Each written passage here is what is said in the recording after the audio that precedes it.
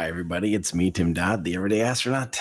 Welcome to what I think might be the most exciting thing, at least in recent spaceflight history, maybe maybe even in my lifetime. Maybe I am sadly not in Texas for this too, which is maybe the most heartbreaking thing. But of course, we have our cameras set up there and there to capture history and bring it to you guys in beautiful 4K. So first off, say thank you to the huge, massive Everyday Astronaut / Cosmic Perspective team. There is the full crew out there. And yeah, it's just absolutely crazy what these guys have been working on the last few nights, few sleepless nights to be able to capture what I think is going to be something really fun, which is hopefully SpaceX will be catching the super heavy booster of the Starship rocket with the launch tower that you see on screen. So that's the plan. And I know that sounds absolutely crazy, but that is what they're trying to do. So this is the deal. SpaceX is obviously working on this, has been working on this for a long time, since Flight 4, because as you guys know, Flight 4 went pretty darn well, really, as far as a test flight goes. You know, again, these are prototype test flights. As far as test flights go, it was a really good test flight. So since then, they were like, okay, you know what we're going to do next is we're going to try and catch the booster, which is part of their, you know, big, huge game plan to be able to develop a rapidly reusable rocket, not just a reusable rocket like Falcon 9, but the ultimate intention is to build a rapidly reusable rocket. And that's something else, because in order to actually be able to do that, you know, you can't have a transport and landing legs to collapse and all these things. They want to be able to fly this booster, not this particular one, B12, that we see on the pad right now, but they do want to be able to fly the Starship booster multiple times a day, is the ultimate goal. And we will see if that's actually possible. But for now, that is, you know, the ambitious goal that they are working towards. So we will see. I mean, I don't know, you know,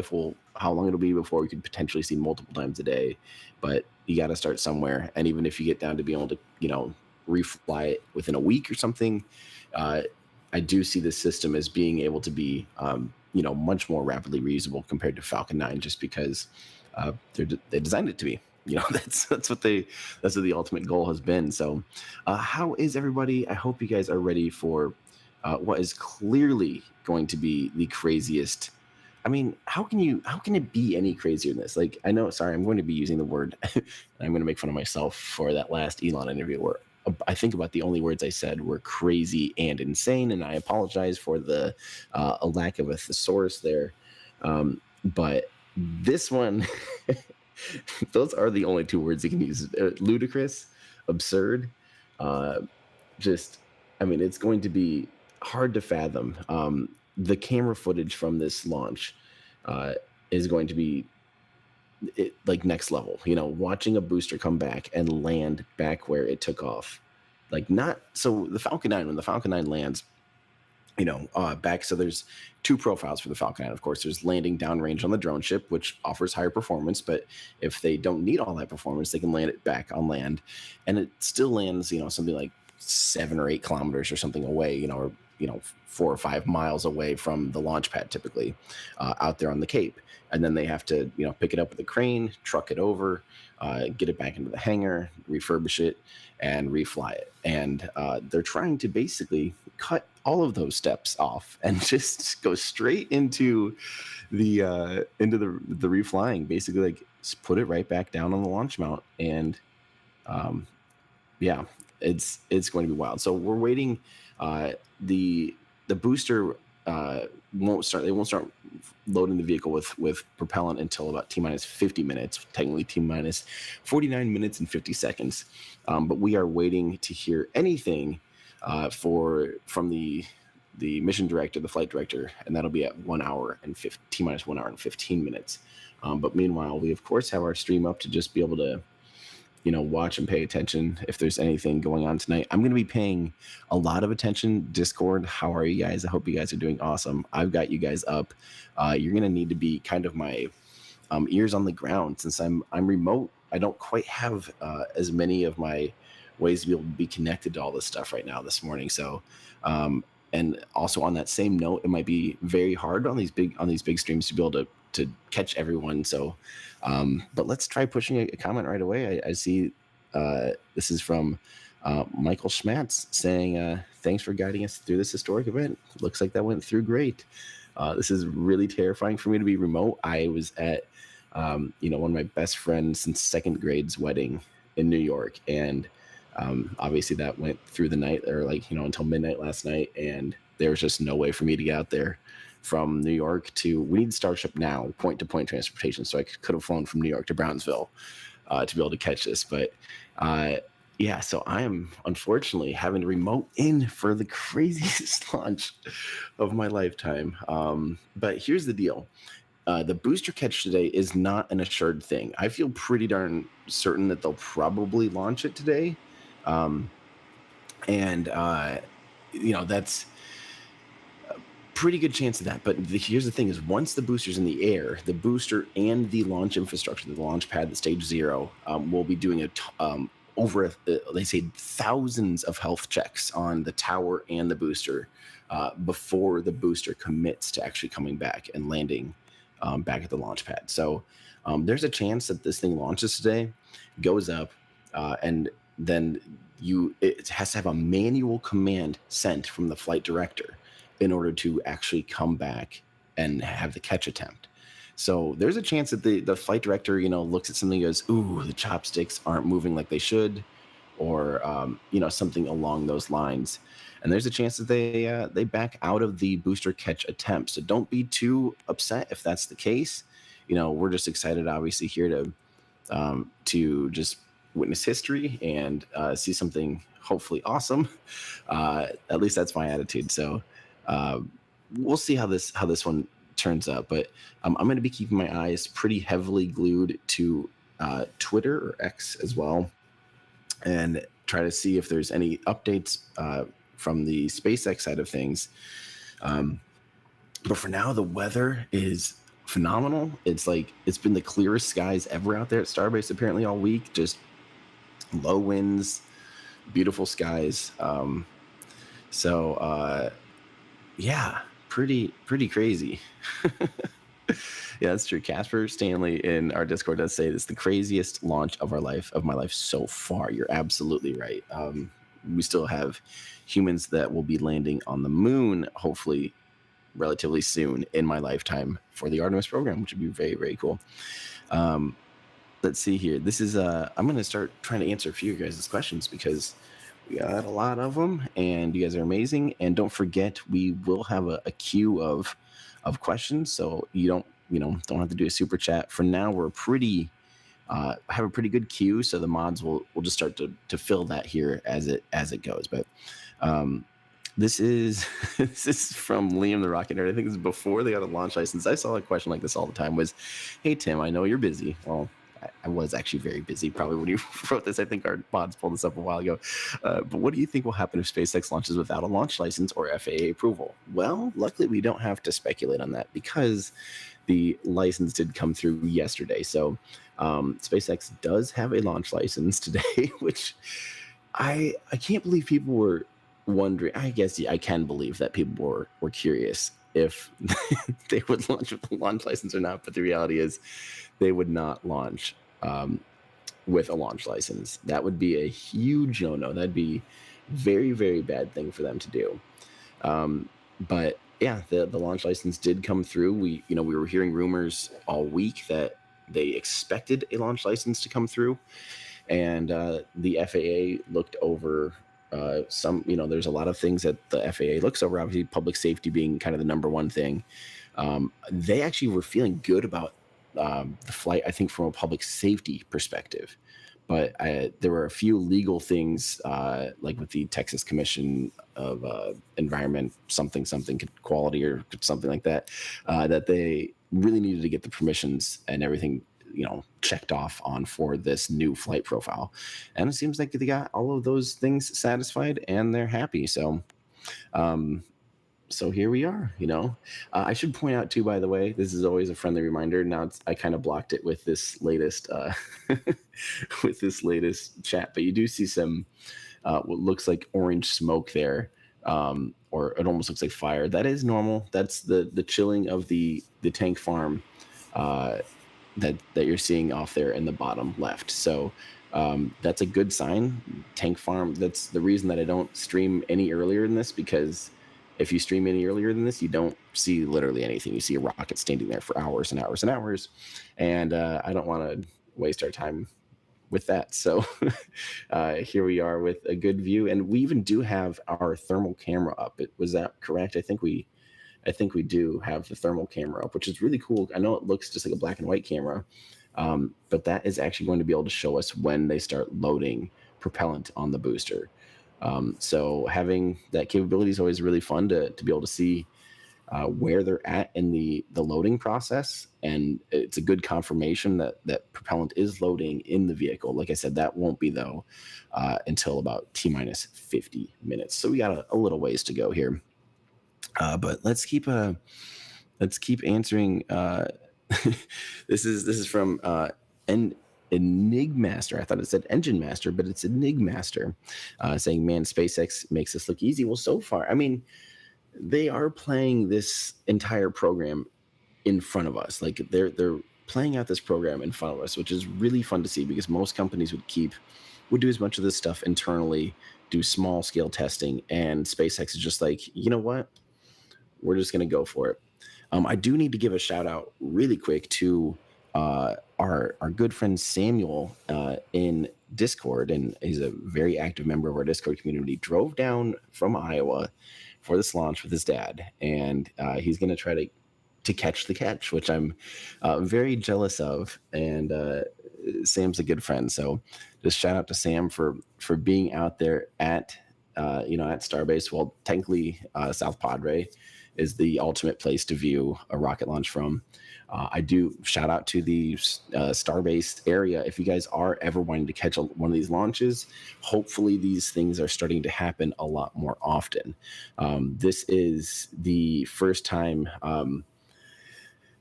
This is the first time that they're doing this new launch profile, but it sounds like the FAA, maybe even part of the reason took a little longer, was it sounds like they have approval to be able to do this same profile a few times, assuming there's not a major anomaly. So that's fantastic news. If you're trying to, catch one of these launches, having that ability to, launch, see another one here relatively soon, hopefully within a month or two, which that's amazing. Oh yeah, sorry. Sam and his dad flew down. Okay, but they came down from Iowa. Let's see here. This is oh yeah. Did I push this and not talk about it? This is a PSA, everyone. There's a ton of scammed live streams up right now. So if you guys they look on YouTube like they say SpaceX, like they're an official SpaceX stream, the SpaceX does not stream to YouTube. So if you see a SpaceX stream, a stream that says SpaceX, that is not SpaceX. There's oftentimes a QR code on screen. That's your dead giveaway that this is a scam. So please report those. We want to make sure that people aren't watching some old stupid thing. That stuff just really bugs me. This is from Connor's lab, unfortunately, asking, I don't know if you can see this right now, but will there be a pre-launch party and when? Because I was at a wedding in New York, I've been unable to do any kind of pre-launch party and really participate in any of this stuff. But it was, what view is this, by the way? Is that a boat we're seeing? Oh, cool. Yeah, there's like a searchlight on that boat. Oh, that's awesome. So this is looking from South Padre down at the launch pad there. You can even see a little bit of the second launch tower as well. Man, that looks fantastic this morning. And don't forget sunrise, I believe. What time's sunrise there, Spencer? If you can, I think it's something reasonable. I mean, it's 7:15 a.m., I believe, which means if this thing launches at the start of the window, which is 7 o'clock, 7 Central, 7 a.m. Central, it would be launching in the dark. So I think it's something like 7:12 or 7:15. I have a feeling that means, I don't know if SpaceX would want to fly this thing in the dark, because I think they really like having that visual, all that visual data. Let's see here. I had to push this. This one's funny. I don't think they got FDA approval. I would definitely say that it is not recommended to ingest any portion of Starship. Period. Just period. Don't use it for any medical purposes. If you see something, say something. That doesn't make sense. This is history right here from Anthony Nye. Thank you so much for the super chat. Oh no, not this again. This is from Robin Westra for the Send Tim to Mars Fund. Well, that one, I actually do need that one right now. Normally it's a joke of like, obviously, haha, I don't even want to go to Mars. And then normally the joke is if I'm at the studio space, if I'm in the studio space down in Texas, we call that Mars, the Martian Aerospace Reconnaissance Studio. So normally it's like, oh, thank you. You did send me to Mars. And now it's, now I would like to be at Mars. I really do wish I was there. So thank you so much, Robin. This is from MW Photography, Godspeed B12. Tim, can you say happy birthday to Oliver and Luke? Yes, absolutely. Happy birthday, Oliver and Luke. Thank you so much for tuning in. And I hope we get to see a really, really exciting launch and landing today. I got to know, I probably should be able to do one of these polls here. Let me do that. Let me do a poll. How do you think this landing attempt will go? I'm going to do 3 options. Landing will be aborted. Landing will fail. Landing will succeed. Let's start a poll. I want to know what you guys think here. So yeah, hit that poll. Let's see your guys' thoughts on. Whoa, we already have some optimism. 82. Okay, let's see how this thing fills out, because there's no way that all of you think the landing will succeed. That is, I feel like I'm about 50-50 on whether or not they'll even do the landing attempt. If the landing attempt will be aborted or not on ascent. Because like I said, there's thousands of health checks on ascent between the booster and the actual launch pad and the launch tower, stage 0.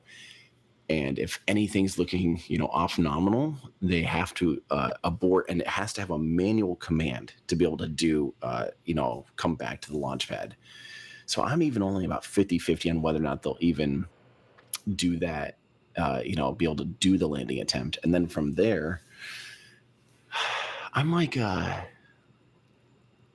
think if they come back, they've had a lot of time this time. So I think if this had flown as soon as SpaceX had this on the pad, a couple months ago, and they're like, okay, let's send this thing, I think it wouldn't have worked. I think now they've had a couple months to kind of work on those like nice to have options, like, oh, it would have been nice if we had X, Y, and Z. I think they've had a lot of time to kind of implement a handful of those nice to have things.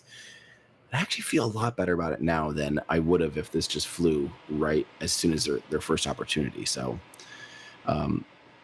this is from Rudy Hollemans saying, for rapid reusability, ground resources must need a plant built to produce propellants. That's definitely going to become a limiting factor. If they're truly doing, multiple attempts, they're going to need huge resources there. They do have the air separator unit that's able to produce a little bit of liquid oxygen, and they would have to build their own huge air separator system, I think, to be able to keep up with the demand. And then they would also have to probably just pipe in natural gas. That's about the only way they'd be able to keep up with a real demand of a rapidly reusable rocket. Like if they're flying this thing multiple times a day, yeah, you have to have literally like a direct hookup for methane, or a huge, insane, like even bigger. You'll have to have a whole giant farm of of like Sabatier reactors and start producing methane, pulling the carbon dioxide from the atmosphere. And that is something that is physically possible. So we will see, I guess, if those things happen. But I think the rapidly reusable thing is like years out. I think if we're really talking about a booster and an entire rocket reflying multiple times a day, I mean, that's a long ways out. That's a long goal thing. Kind of like though, we just need to look back at the Falcon 9. When the Falcon 9 first landed at December 21st, 2015, I remember, the talk was like, yeah, we want to be able to refly this thing like very quickly.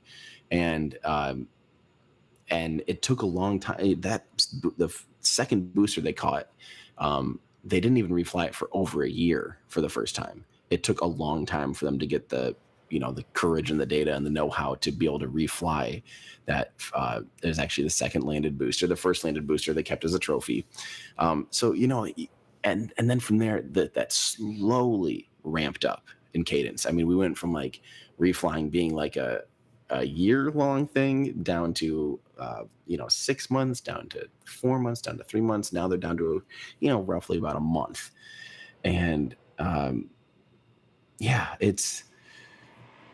think it's going to be something like that, where if they catch a booster today, it's still going to be a very, very long time before they actually do refly a booster. Like it'll be so to be able to get up to rapid reusability, I mean, we're talking years out. Again, look at, we're in 2014 now. It was 2015 when they first landed a booster. Coming up on 9 years ago in December was the first reflight or first landing of a Falcon 9 booster.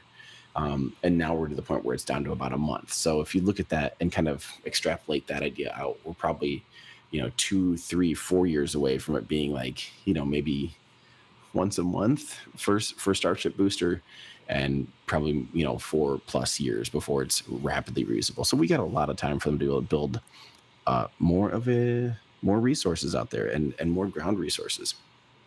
Let's see here. So of course Ziggy asking to please show the slow-mo booster catch. So our cameras, obviously we can't do slow-mo booster catch live because it has to be, and you can't slow down. Time doesn't quite work that way. Unfortunately, we don't have control over time at this point. But we will, of course, be recording all of the footage, and we will, if our infrastructure holds up after the launch and landing attempt, we will try to pull some of the footage back and see if we can get some of the slow-mo footage on air. But we'll see if that's possible. Sometimes that is, sometimes it's not. No promises. By the way, I'm going to look here at our poll.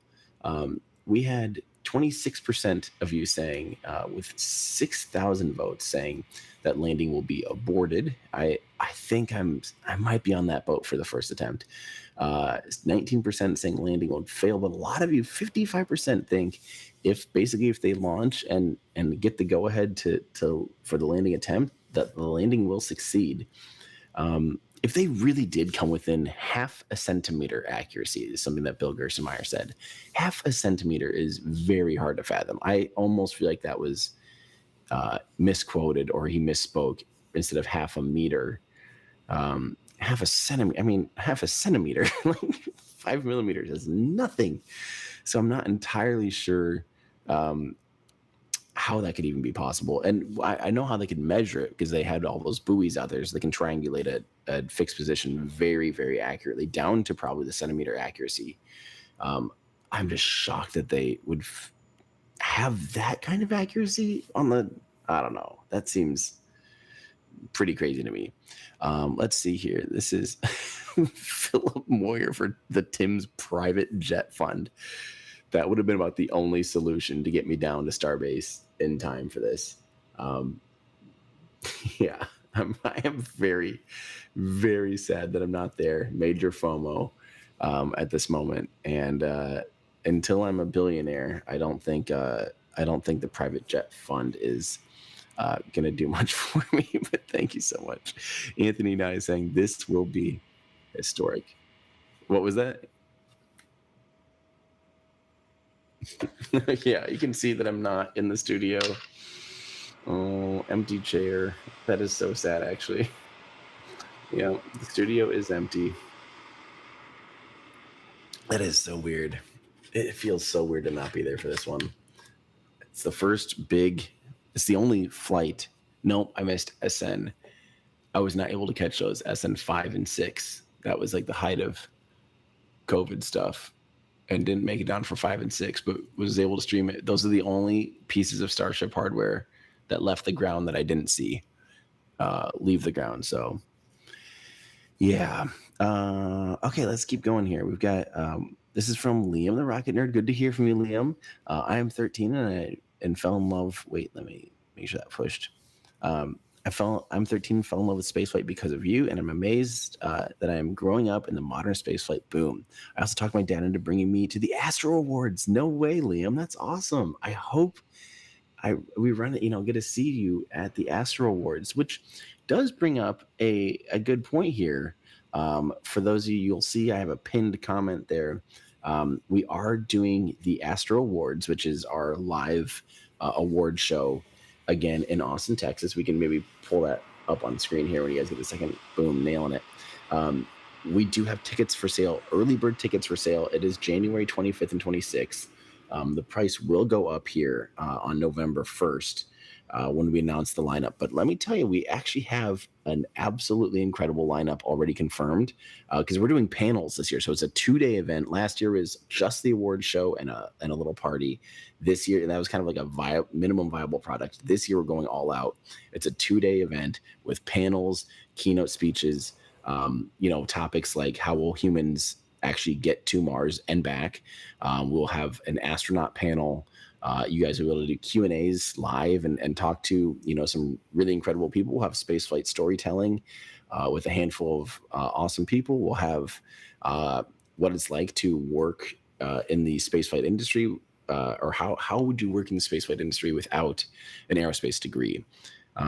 So it's for those people that maybe want to be considering working in the spaceflight industry. Yeah, and then of course we have the actual awards ceremony, and then there's a few other panels that we'll be announcing that I'm unbelievably excited about. But that's going to be in Austin, Texas, January 25th and 26th. Go to astroowards.live and get your tickets now. You won't want to miss it. Last year was incredible, and this year last year was just kind of a get our feet wet type of thing. And this year is going to be extra, extra, extra amazing. So hope to see you guys there live in person. It will be awesome. Let's see here. So, this is a good one for me from Capybara asking, Tim, can you explain some of Starship's engines? Well, actually, how would I explain all of Starship's engines? So, of course, Starship is the largest, most powerful rocket to ever fly. And its booster has 33 engines. And these currently are the version 2 Raptor engines built by SpaceX. And these engines are the full flow stage combustion cycle engine. And what that means is in order to power the pumps of your rocket, you have to be able to pump in the propellant. So in this case, it's liquid oxygen and liquid methane. You have to pump that into the combustion chamber at very high pressures. It has to be higher pressure pushing the propellant in than the explosion, than the actual combustion inside the engine. Because don't forget, the engine is sitting there burning propellant, and it's under extremely high pressure, over 300 bar for the Raptor engine, which is insane. 300 atmospheres. That's unheard of.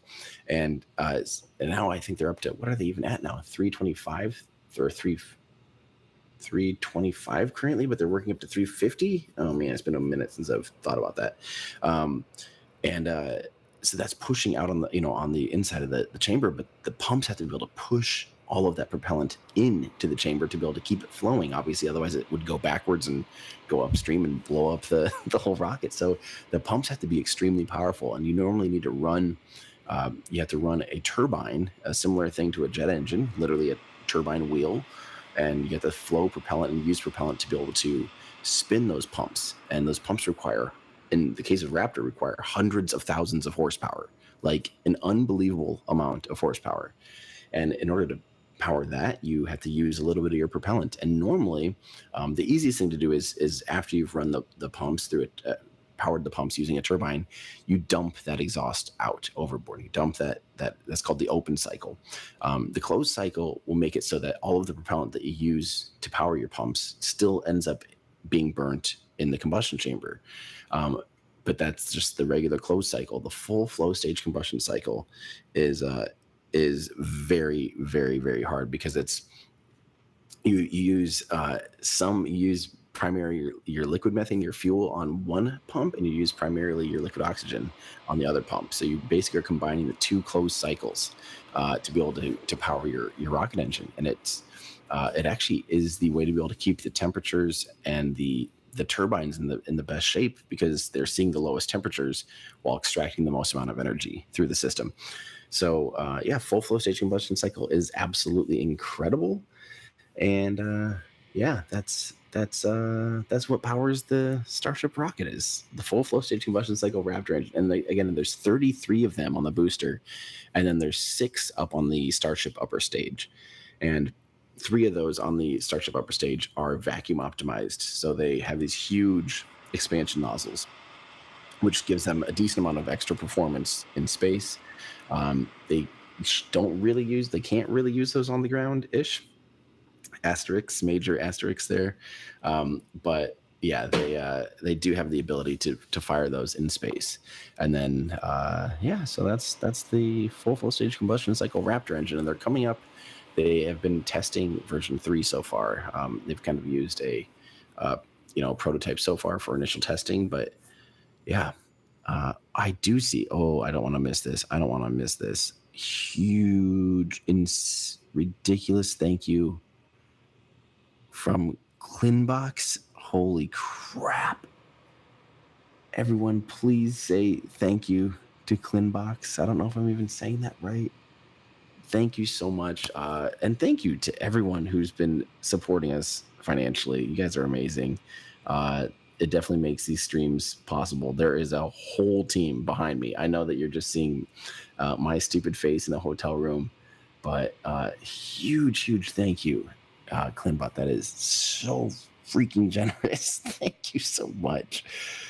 There's a whole team that it takes to run these streams, and as exciting as these 4K live streams are, because it takes a lot of resources for us to be able to do 4K.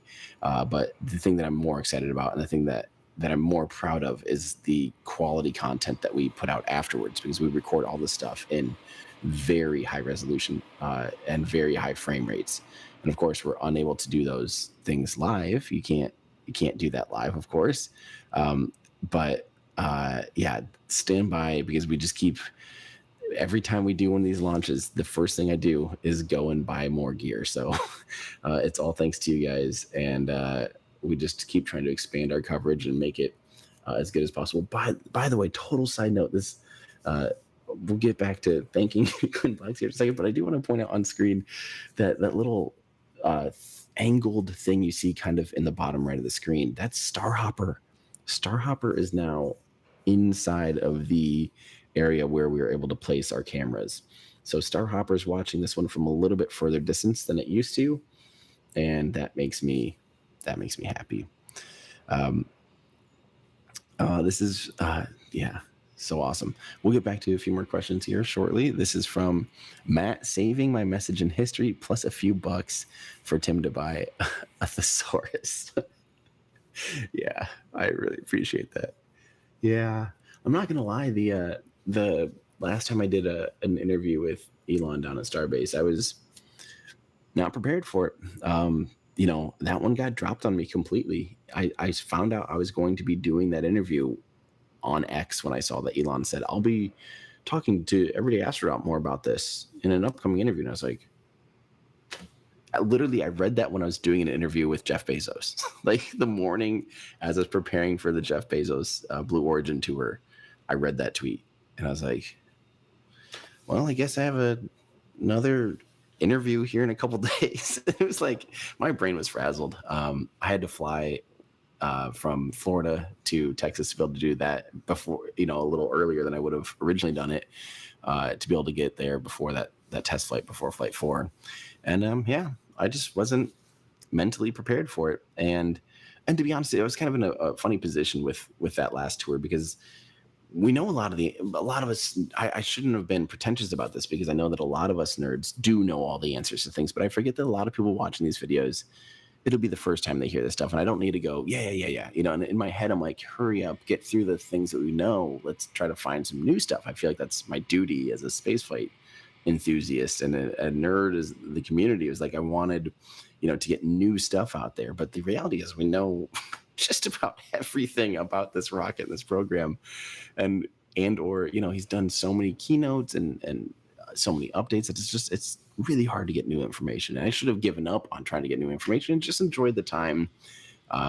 So that was on me. So I ended up saying insane and crazy over and over and over, just trying to keep the conversation moving. And it wasn't the best interview, but it was really cool to see where Starbase was at and Star Factory. So this is from Darren Lawrence. What happened to both Flight 4's vehicles? So Flight 4's vehicles, they actually were able to recover a good amount of the booster, which did a very successful touchdown. They're very, very happy with its touchdown or splashdown in the Gulf. And they recovered a handful of the engines. They recovered, quite a bit of hardware there from the booster. So the booster was fished out of the water just a couple weeks ago. And the Starship upper stage had, it was its first time it was able to survive reentry. It didn't survive. It wasn't the perfect reentry and it wasn't the perfect survival, but it was able to maintain orientation and perform the landing burn. But it was off by a few kilometers. I feel like it was 6 kilometers off from its intended target landing, because it did have a lot of burn through in the flaps. It's amazing that it held up in one piece, but once that thing tipped over, because it did the flip and landing burn, and then once it does the landing burn and splashes down, it just eventually tips over, obviously. And then at some point, I think they terminated it, or they just let it terminate or blow up or something. I'm not exactly sure what happened, but it definitely sank to the bottom of the ocean there. So that's what happened to the Flight 4's vehicles. Some of the hardware exists today outside of the ocean, and the rest of it is under the sea. Let's see. Have I seen the helicopter that landed on Highway 5? Nope, I was asleep. I did hear a little chatter about a helicopter. Spencer, can you, or Andrew, I don't know if you guys have any information on that. The answer from the producers at Everyday Astronaut say that they don't know anything about it other than what I just said, that there's a helicopter that landed on Highway 5. Must have been, maybe it was, Elon or something. We have no idea. That's pretty crazy. This is from Warriston. When did the FAA issue a launch license? And thank you for your donation. That was yesterday. Yesterday they announced that they got a launch license. So that did go through. So back to the helicopter. Byron says at T-minus 2 hours and 15 minutes. So just before I got on air is when the helicopter landed. That's shocking. But no propellant would be flowing at that time. So that makes sense. And by the way, speaking of propellant, we are coming up on T-minus 1 hour and 15 minutes. That should be here in the next few minutes. The flight director should be conducting the no-go poll. And then we will see if that's true, if we will see Starship beginning to load propellant here in the next 30 minutes. So that is very, very exciting. That's what we want to see. This is from Daniel Sundberg. Hey, Daniel. Hopefully Mr. Miyagi will be proud. That's, of course, chopsticks. This is the ultimate form of using chopsticks, is to use chopsticks on a launch tower and catch a rocket out of the actual sky from space. That's crazy. Let's see. Have SpaceX figured out a system to deal with any dust generated from the capture of the booster? Any dust generated from the capture? I don't know. Dust? I don't think that's really necessarily from the capture. I don't think dust is a huge concern. And the good thing is, by the time the boosters coming back only 7 minutes basically after it takes off. And when it takes off, of course, the deluge system happens, the exhaust plume happens, and it'll evacuate the whole pad area of any sand. That'll all be cleared and pushed away during launch. So by the time it's landing, there's really nothing for it to blow around per se. So I think we are, yeah, good on that end. That I don't think dust is too much of a concern. This is from a new win saying, what about the rocket orientation? Well, luckily we do have these beautiful remote assets that are able to give us all the data we need on the rocket orientation, which I think I'll wait until it's daylight though, because I think the proper assessment would be to do that during the day. And we should start to see a little bit of pre-dawn lighting here. In about 30 minutes, it should start to brighten up and get a little bit better picture, even though I'm always pretty impressed with our being able to do 4K with this good of quality at night is pretty impressive. Pretty impressive. We do a lot of research on what cameras to get, and we buy whatever is the best camera for the situation. I believe these are the Panasonic Lumixes. S5 II, is that what it is? They're really, really good at low light sensitivity. We have them cranked to some ludicrous ISO, so you can basically see at night. It's pretty fantastic. Nabil Boag says, hello from London. If Starship lands on the arms today, what is the next big step for Starship? That's a fantastic question. I think they do it again. I think they do it exactly like that again. It would be the same flight profile. They do the landing. They make sure that the Starship, I think they would need to start proving in-space relight of the Starship upper stage, that they can relight a Raptor engine. Because if I remember right, that is not in today's mission profile. I don't think there's any kind of talk of doing an ascent, a relight at all on this mission, right? Right, chat?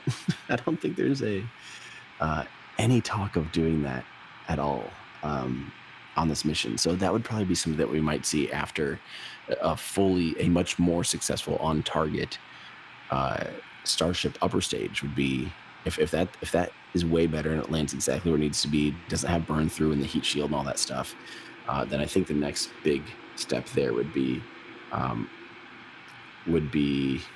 to do the Raptor relight, which would be really, really cool.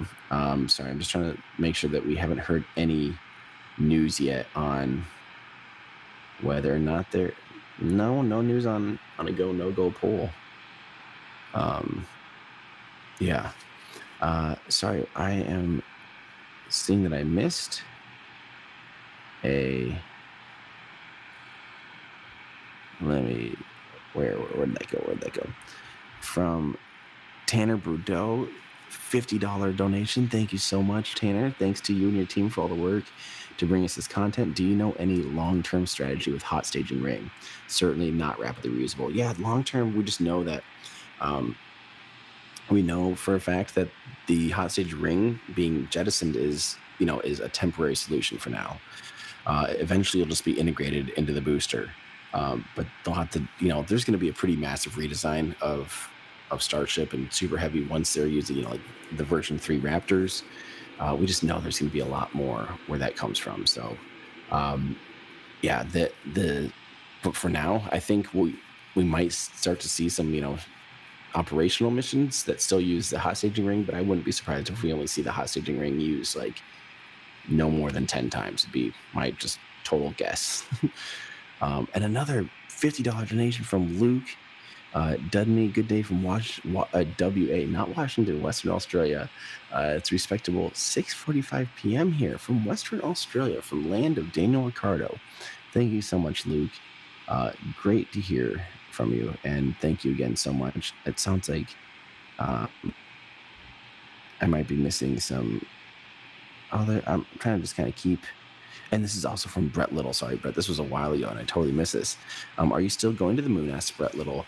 What are you doing to prep for that? What's the approximate timeline? No, unfortunately, we found out in April, and it got publicly announced in May, that, or was it June? We found out in May, and we public released in June that Dear Moon was canceled, which was obviously pretty upsetting to all of the crew members. We did not know that he had the option to back out if it didn't fly by 2023, which A, none of us knew about, and B, none of us thought it was flying in 2023, like ever. So we didn't know. And yeah, he backed out and left us just kind of going, why did you tell anyone? Like, why did you announce us even? That's the weird thing for me, that, and a lot of us, is like, we were announced at the end of 2022. If he knew, so basically, December 2022, if he knew 1 year later that he was going to back out if it didn't fly, which obviously that had to be in the back of his head, why did he announce this in the first place?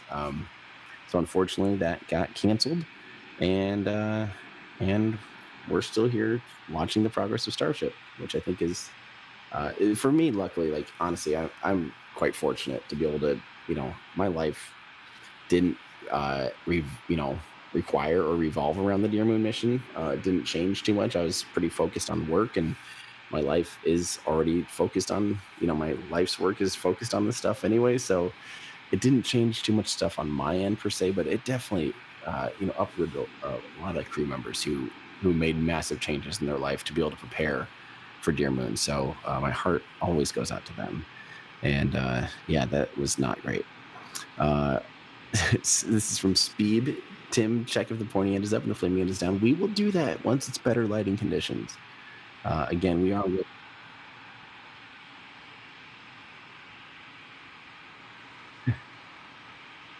Ooh, good news here, that both of the NASA WB-57s have taken off, which is a really good sign that that must mean that the go no-go poll happened, and that the flight director is happy, because that would be T-minus 1 hour and 15 minutes, which I don't know if they're going at 7 though. Do we know for sure if they're going at 7?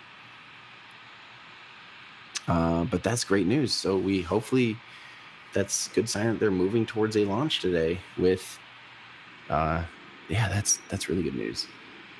Also, I realized that my charger on my laptop is barely keeping up with demand right now. That's not great. It's not actually gaining any charge. That could be an issue. It's pulling 60 watts.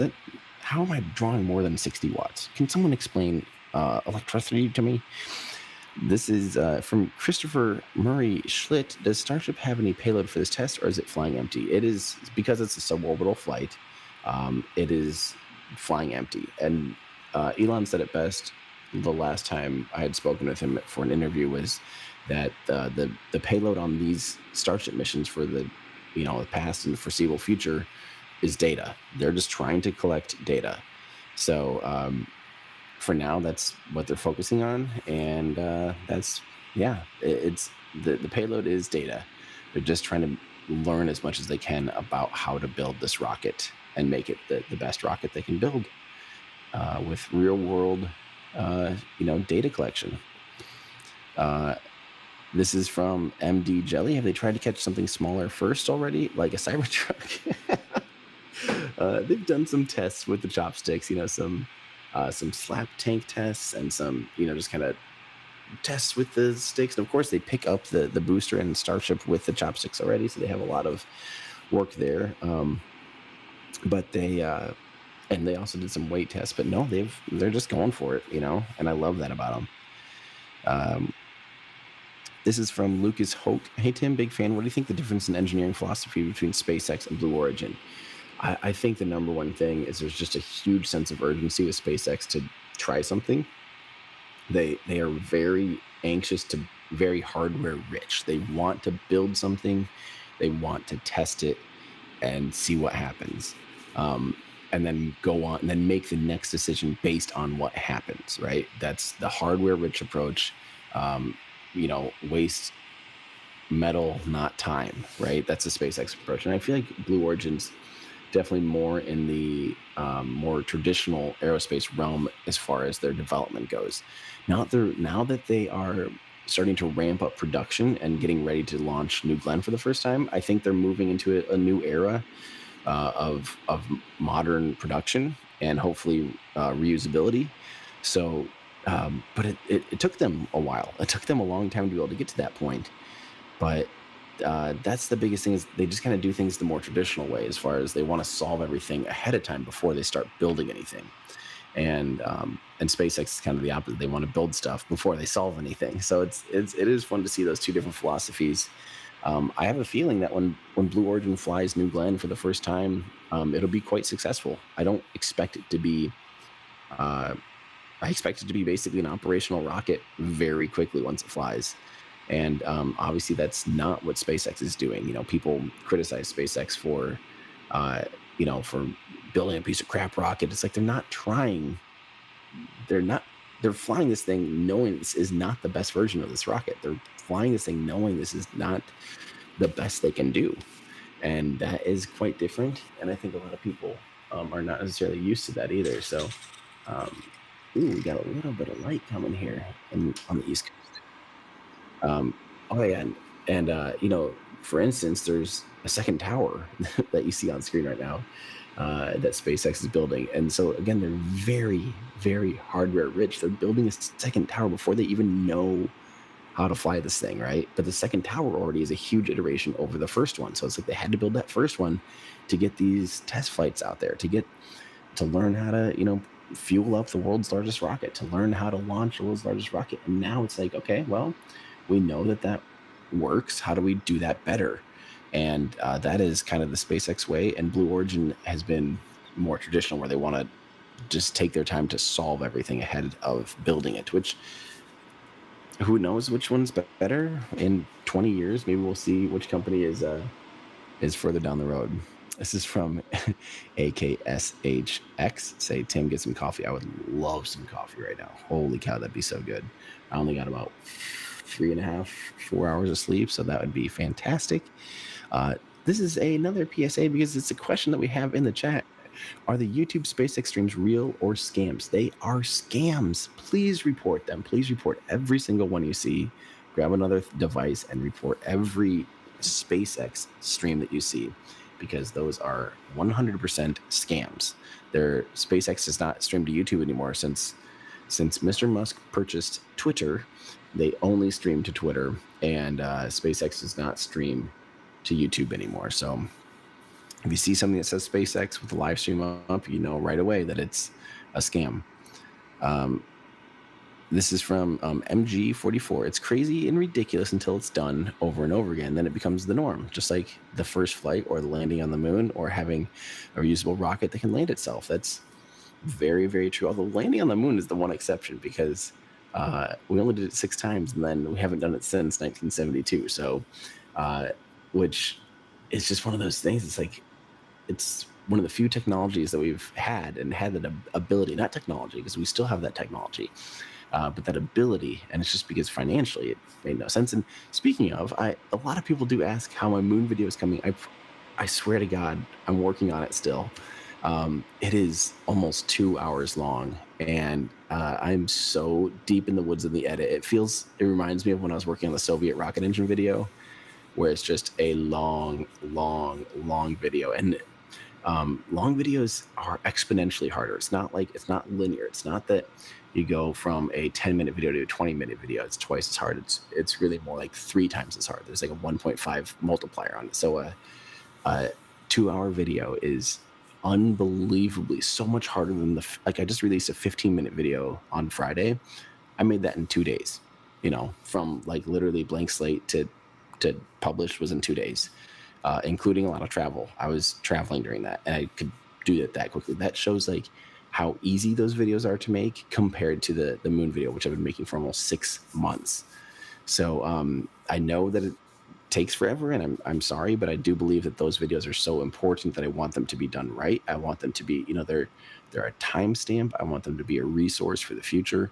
I don't want to rush something out there because I feel that urgency, that push from obviously myself for financial reasons. Like, it sucks to not have a video coming out all the time. I could make shorter videos all the time, but I do believe that it's important to put the work in to these like longer, more research, deep dive topics. They take an immense amount of work. I spent so much time reading. I I read so much to research the topic of how we know NASA took humans to the moon, and I think it's important. I think it's important to put that work in. I think that's more important than me putting out a video about what SpaceX is up to this week. And I'm not saying that with any snark in my voice, or hopefully not. But because I have a huge amount of respect for the people that do produce weekly content and keep us up to date on what's going on at Starbase and in the rest of the spaceflight industry.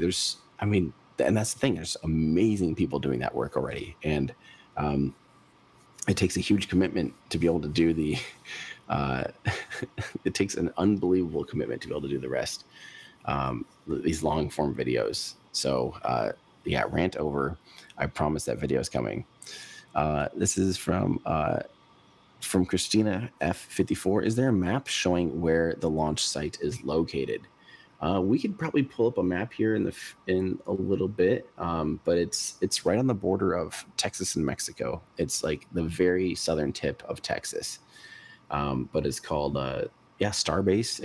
It's outside of Brownsville, Texas. It's just south of South Padre, Texas. It's outside of Matamoros, Mexico. The launch pad. We're gonna pull this up here in a second, and we'll get it kind of zoomed in, and then we'll pull out on it, and we'll show you here in a second. But it's very remote. It's very hard to get to. A little further south there. There you go. That's getting there. Below that bay. There we go. There we are. There it is. So that's okay. So we'll pull this up here on screen here in a second, but we'll show you exactly where the launch site is located. It is a unique, interesting place. Here we go. 1 hour. We're hearing 1 hour. We are T-minus 1 hour. Holy crap. Oh man.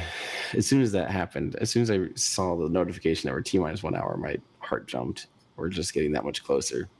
Okay, so here is a map of where Starbase is. So it's literally right on, if we zoom out here, it's right on the Texas and Mexico border. That little squiggly line is the Rio Grande River.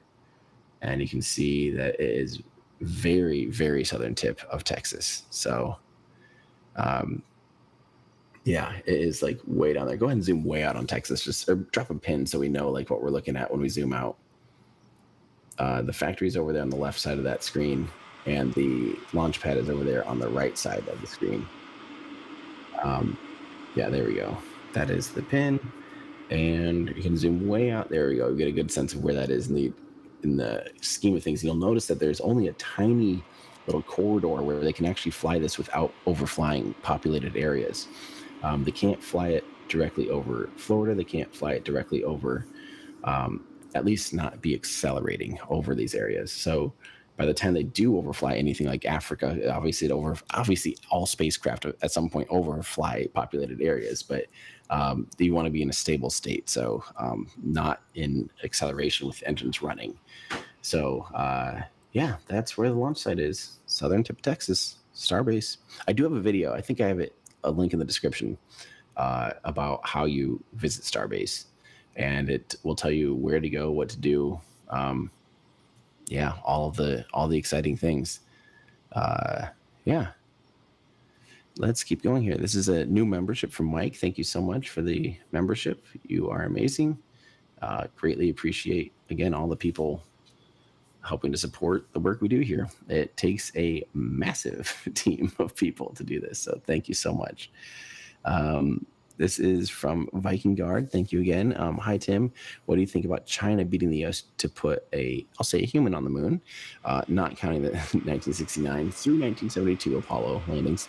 I think China could.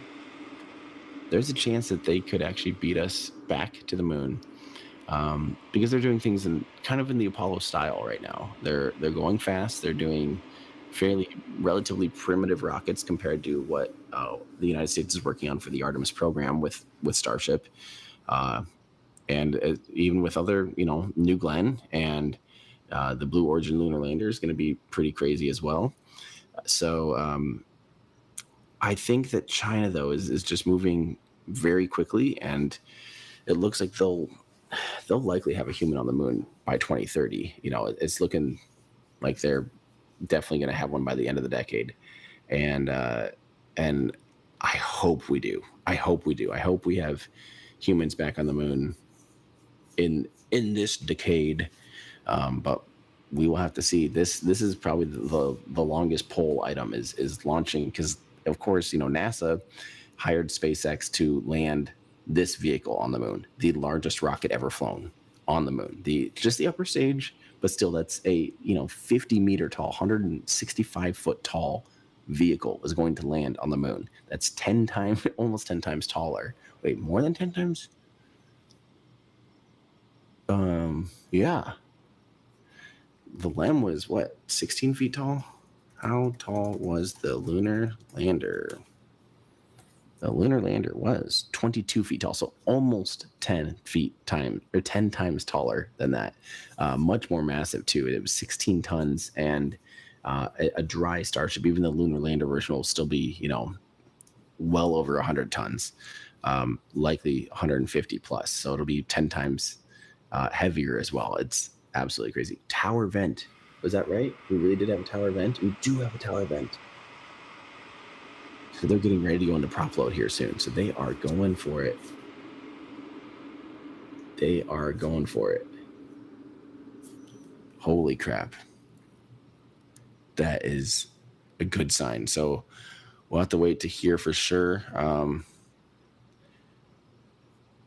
That is a great sign that we have a tower vent, because that means that they're getting ready to load propellant into the vehicle, which I said, should be happening in about 5 minutes from right now. So again, we'll have that thermal camera kind of up on screen once we start to see them loading propellant, because that will literally be able to help us allow to see that propellant is on the vehicle.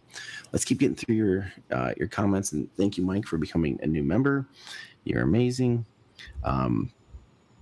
Let's see, from Mike Dobson, also became a member. Thank you so much. I'll try to get through a few super chats because I'm a little bit behind on this. So this is from Patrick. This will be an epic. It's to be epic one way or another. Greetings from Germany. Thank you so much, Patrick. And Luke Dehan, insane seeing this, having started out watching SN4 Rudd. Oh my gosh, I remember that. Yeah, it is pretty crazy how quickly, if you just look back, that was only 4 years ago. That was 2020 was serial number 4 Rudd, a rapid unscheduled disassembly of serial number 4. So yeah, how things have changed. This is Protogenesis, send Tim to Venus Fund. Yeah, that's probably something I don't have much interest in doing, but thank you so much for your generous support. This Grishy69, again, we're going to wait for about half an hour. We'll have enough light out there to really make a good assessment. Although that thermal camera does do a good enough job at night that maybe we could assess the orientation of the rocket if the pointy end is up and flaming end is down. But I want to do that in ideal lighting conditions. This is from Samuel Nathan Richards saying, super pumped for today's launch. What a time to be alive. Thanks for all you do, Tim. You are absolutely welcome. This is a very, very exciting thing to see. It is an exciting time to be alive. In May, Haas says, hi, Tim. Why risk a catch above the ring? Well, I mean, at the end of the day, you got to try. Is it a risk? Yes. I think the biggest risk is not in an explosion, but I think in the kinetic energy. If the booster does not relight or something happens and it contacts the ground and the launch of a structure at a high velocity, that would probably be a lot more potential for harm to the area than if they try for the catch and it dangles on one arm and then falls over and explodes. I don't think that wouldn't be that bad. I think they would recover from that very quickly. But if it comes back in at full speed and doesn't relight the engines or something, then that would be not ideal. But why risk it? Because they can rebuild stuff very quickly. They're building Tower 2 right now. I just don't think, unless that thing directly contacts the tank farm, I just don't see it as a huge risk. They obviously feel confident that they know how to, and I have a feeling once that it's going to miss, the trajectory is going to have it missing the launch tower. And the only way for it to get over to the launch tower will be with propulsive means. It'll have to shimmy over, with the engines to be able to. And at that point, if it's under control of propulsive elements, then it is capable of doing the maneuvers in general. You know what I mean? Like I think once those engines light, everything's good. Assuming, yeah, and even if say the engine's light and you lose an engine, lose another engine, lose another, and it blows up, then most of the energy is gone right there in that explosion. So, yeah. To that same Soldat 001, same question. What happens if the booster crashes on or near the tower? Yeah, I mean, that is the risk, but it's in the grand scheme of things, it's just you got to look at this as like, okay, how much back would that set them back? A few months? It's like, it's not that huge. It's not like a 2-year delay in the program. It's like because think about, I always go back to the first launch, when they did not have a water deluge system, and they just had this huge concrete explosion, and it threw chunks of stuff everywhere. And we all thought, oh, this is bad. We thought like the launch pad is ruined, and it looked terrible. And the launch pad was severely injured, but they ended up like rebuilding it better and putting in the water deluge system. And had that being tested, just shortly after, they were already back to testing that stuff. So, pretty incredible that, they just move that quickly, that it's just not a huge deal. I think we all get stuck in those, in kind of the typical, time frames of like, oh, if this thing lands, then we're totally, if it crashes, we're screwed. But yeah. Does Christopher, pieces hanging off chopsticks equals successful landing? For the first landing attempt, yeah, if there's pieces, big chunks left over, I think that can be vaguely considered successful. I think that does count as successful landing. If the booster's in one piece at all, then that is a huge success. But we will have to see. This is hard to pronounce. That's a very funny name. It's hard to pronounce. This one's hard to pronounce. Last time I was at Isla Blanca 3.5 years ago for SN11, there was a dozen people. Now hundreds. Word is out. That is crazy. I'm surprised actually, because SN11 was not a big launch though. That was the fourth SN prototype test. So for a little history rewind here real quick with me, in 2019 they started doing Starhopper hops, which we occasionally see Starhopper up on screen. Maybe even the thermal camera can take a peek at Starhopper for us. But Starhopper did the first little hop tests in 2019. And just in 2020, then they did 2 more like larger scale hops with SN 5 and 6. When was that? July and August, kind of back to back in the middle of 2020. So here's Starhopper. It's still alive. The first little test vehicle they made. It was just the most primitive, just shoddy little stout, weird flying water tower thing, basically, with a single Raptor engine underneath it, which I believe has been removed now, but it still stands. And it's watched every test ever since it flew in 2019. So, 2020 they had those 2 flights, and then in December of 2020 they had the SN8 flight, which is the first, the first large scale, high altitude flight. That was the one that went to that one went to 15 kilometers, I believe, and then after that they took it down to 10, or was that first one to 12 and a half, and then they went to 10? The little details are getting fuzzy in my head. But that was the first time they were started to practice the belly flop maneuver. And that one had quite a few people turn up for SN8. And then SN9 was in January or February, maybe it was February. SN10 was March-ish. SN11 was April. And so that was the 4th of those high altitude belly flop tests, which were so fun. Those were so fun to cover. And yeah, by then I think that just wasn't as exciting. And that was the one with the terrible view. I think a lot of people didn't even go out there because it was completely fogged over. Like you couldn't see anything.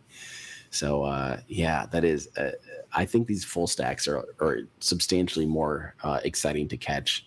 Well, I take it back.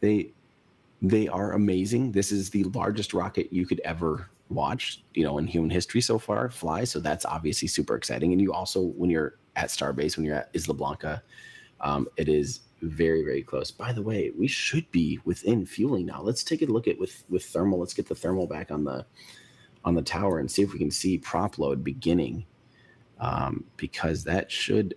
And is there any tweets about prop load beginning? I should probably just have SpaceX's like X feed just pinned in a tab here, so I can just make sure I'm not missing anything. No, nothing updating yet. So on their end, but hopefully we'll catch it on thermal here pretty soon. If they indeed are going into prop load. Oh, we do have the tower vent, or the pad venting. Okay, we're getting close to seeing some cold propellant. Okay, so yeah, Ryan, thank you, Ryan, in Discord, Ryan Weber, for confirming that they so far have not gone into prop load. So that is, they have not begun loading propellant into the rocket, but the propellant is being prepared. The lines are being cooled down between the storage tanks and the tower and the launch infrastructure, the pad. So, yeah, likely they're going for a sunrise. That would be my guess, is they're going for sunrise, which let me see what time that is to confirm. I believe it's 7:14. So let me check on that. Let's see here. What place is this? This is sunrise is 7:27 a.m. That's later than I thought. Their launch window is only till 7:30 local time. So it is currently 6:15 local, as you see on the screen there. So if they have to wait until sunrise, at least they probably want enough dawn sky. And then, like I said, 7:20. So we're not really going to start seeing. And again, T-minus 50 minutes is when we'll see prop loading. So we know we're not going to be at a 7 o'clock liftoff time. So I don't know. Yeah, it does seem like they're going for 7:30. The window's only 30 minutes long, so we don't have much of an opportunity, and they are going for the very end of the window, it's looking like. So we might have to get ready to move our clock. But yeah, so we have to see, I guess, guys. Wow.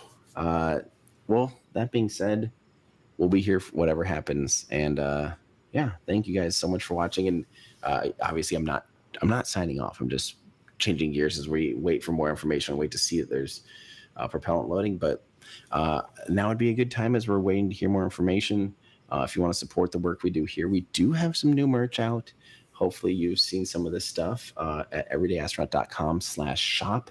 We have a new Apollo collection, a 1969 collection, which I'm so proud of. This is like I'm wearing currently the new Saturn V shirt that we have, the F1 shirt.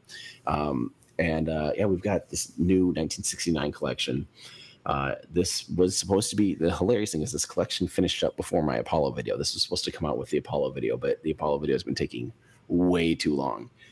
So enjoy the merch now, and you can be wearing it when you watch my nearly 2-hour-long video deep dive on the Apollo program. That should be coming out. God, I want to say soon. I think I'm done with, like, I'm done shooting. I'm done adding to it. I think there is one more section that I'm debating adding, but yeah. Anyway, we also have heat shield tile stuff. So if you go back to the main page on the near the bottom, there's the heat shield collection on the home page. Just click the Everyday Astronaut right in the center of the top. Sorry, I don't have remote access, so I'm having to telekinesis do this. Scroll down until you see the mug. There we go. Here's the heat shield collection. This is in honor of Starship's heat shield tiles, of course.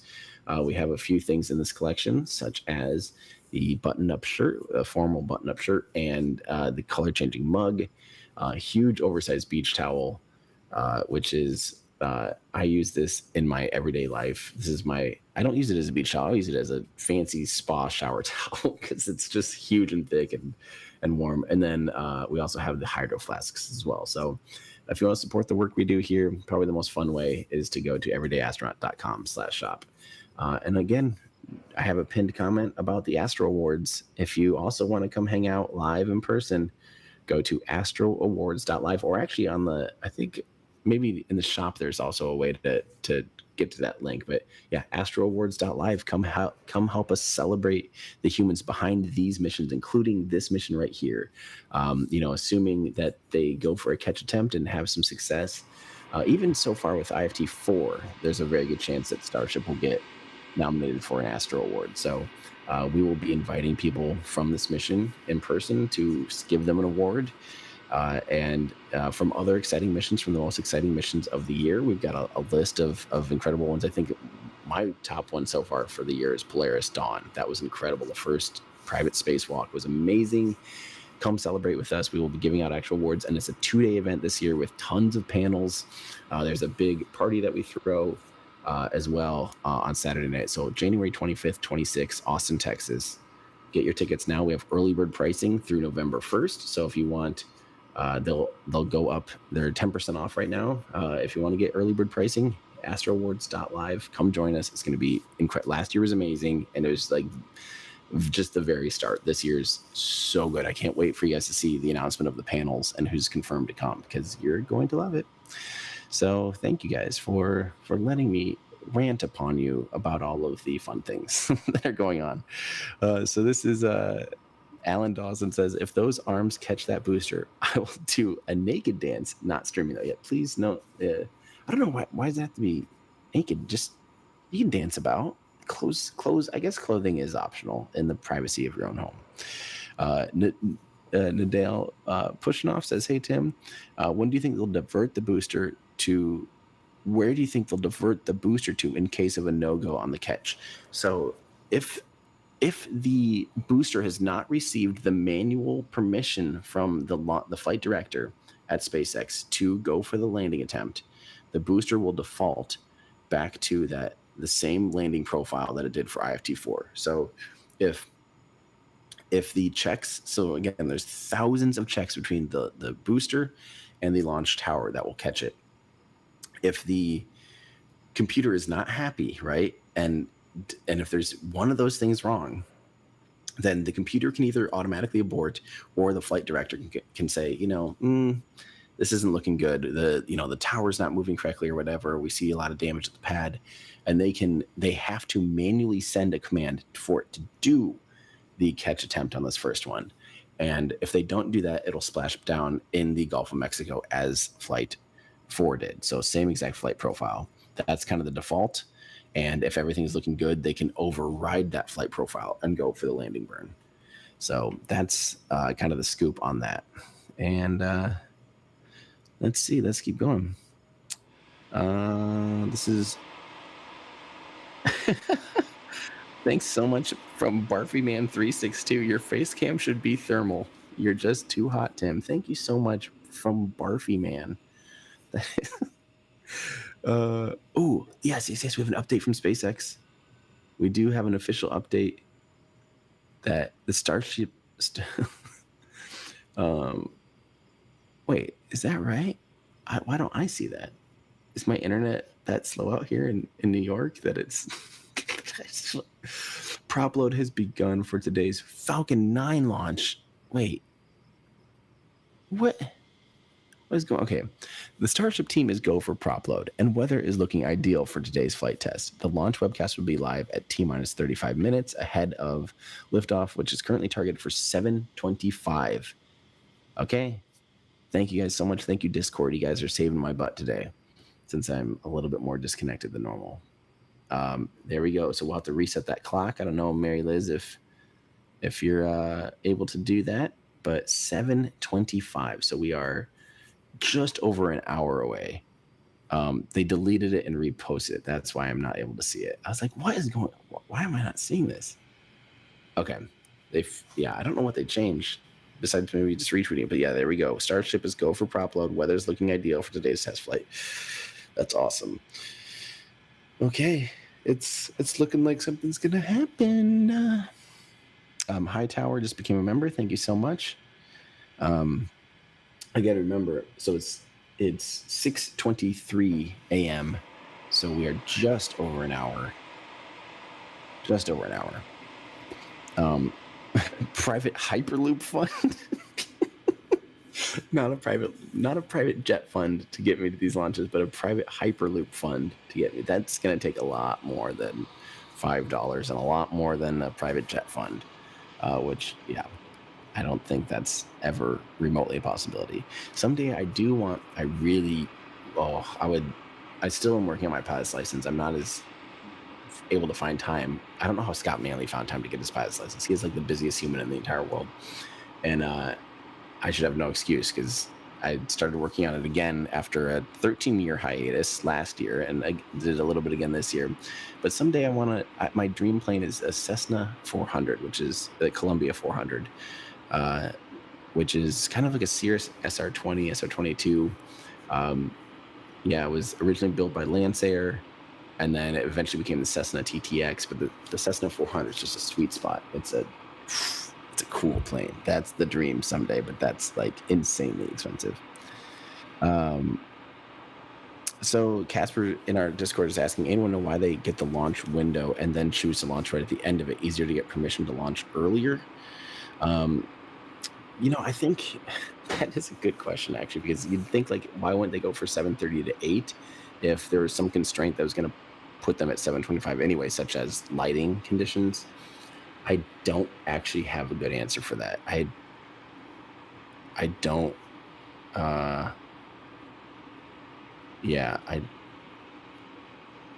don't know why they would do that. Actually, that is rather confusing.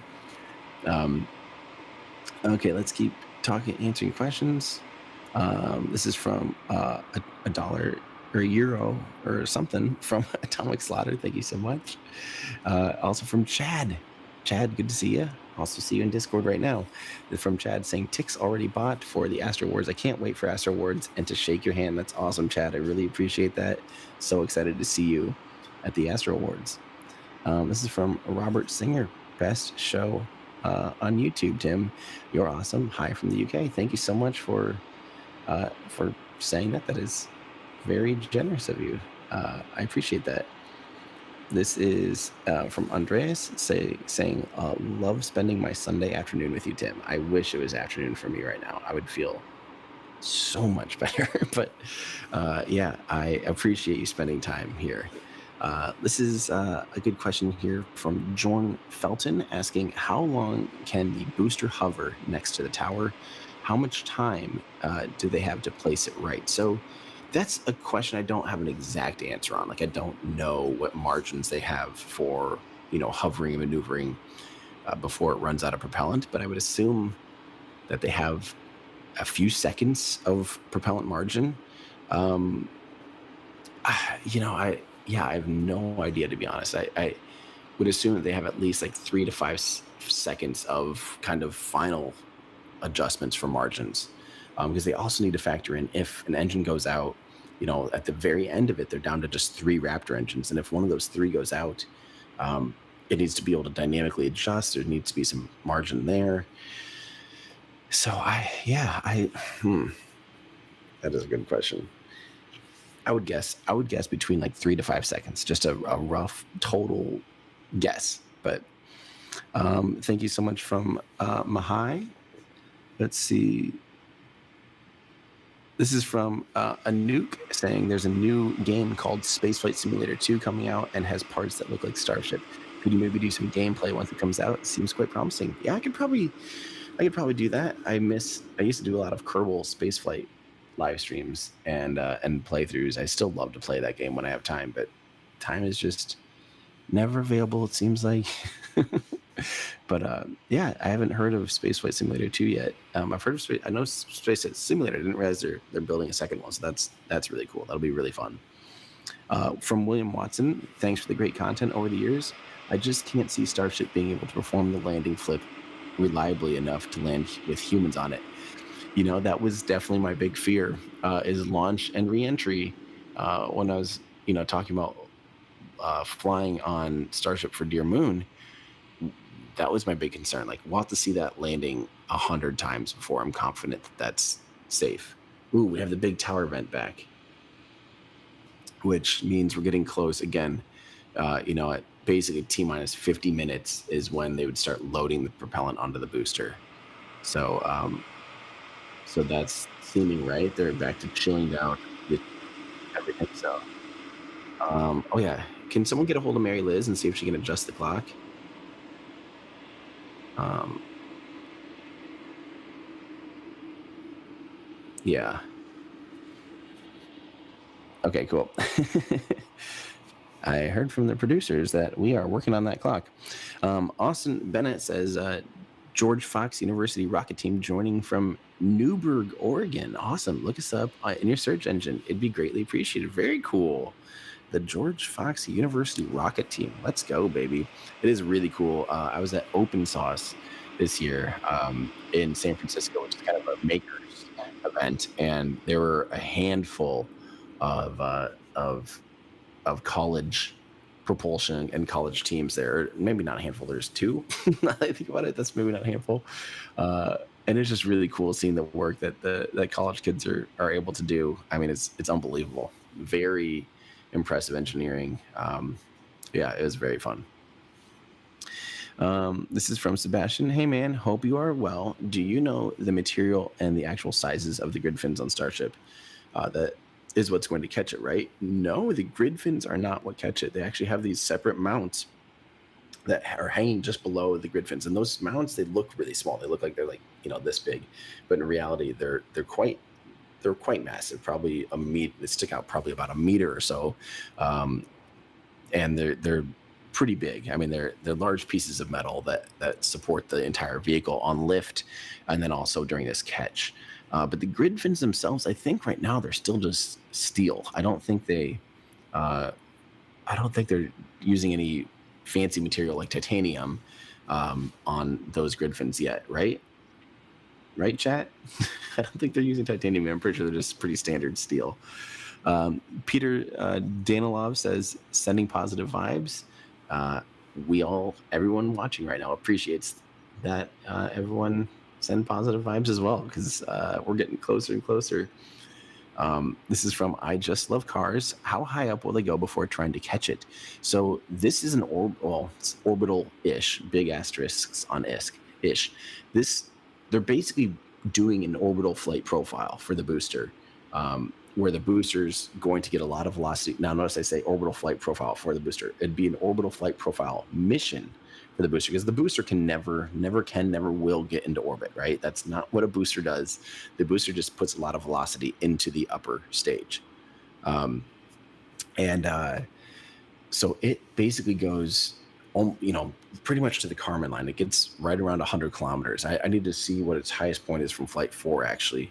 But it basically will get to the Kármán line. It doesn't matter. That the altitude is kind of relative. And it ends up pretty far downrange. Again, probably by the time it's done with this boost back burn, it's probably 80 kilometers or so downrange. So it goes quite a ways. So let's just say it's 100 kilometers in altitude and 100 kilometers downrange. That'd be 62 miles high and 62 miles downrange. But that's just a guess. It's something like that. It's very far and very high. So to be able to come back and land within just a tiny margin of error, I mean, incredible, like truly incredible from that distance. It's like throwing a dart, and having it land like 5 miles away on a bullseye. It's a big deal. So let's see.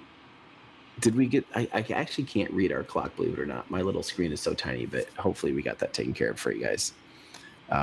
This is from Leo, wants to know, will there be a 1/100 Starship in your shop as well? Can't wait to see it next to the Falcon 9 on my shelf. Thanks for great work, Leo. Yes. So eventually, when Starship stops changing every 5 minutes, we will eventually build a Starship 1/100 scale model. The next models to come out will be the Mercury, it's technically the Mercury program, both rockets, the Mercury Redstone and Mercury Atlas.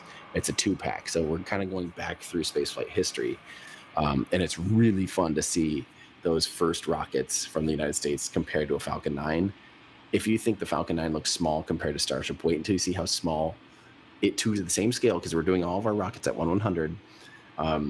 wait until you see the size of like the Redstone rocket next to a Falcon 9. It is absolutely wild. I did tweet that forever ago. If we want to try to pull that up, we can see um, the comparison. It was maybe a month or two ago. I got the production prototypes back. Uh, if the guys in the truck aren't too busy, I'll have them pull that up for me, and then I'll show you guys. Okay, they are so busy right now that is not a capability. We'll worry about that later. Let's see. This is from Tech Hub. I like how Tim goes into great detail, makes it easier to understand. Well, thank you. Yeah, that's good. I'm glad that detail makes it easier. Sometimes detail makes it makes it harder. Chad, I believe it is steel because Chad's saying I can't imagine regular steel survives reentry. Well, the entire booster is made of steel and survives reentry. I'm pretty sure that the grid fins are just regular steel. Okay, let's see here. This is from Smart Stream, wants to know what's the location of the Astro Awards based in America. It's going to be in Austin, Texas, at the historic Paramount Theater. Paramount Theater is just the perfect venue. It is so beautiful. It's just like historic is the perfect word. It fits the vibe.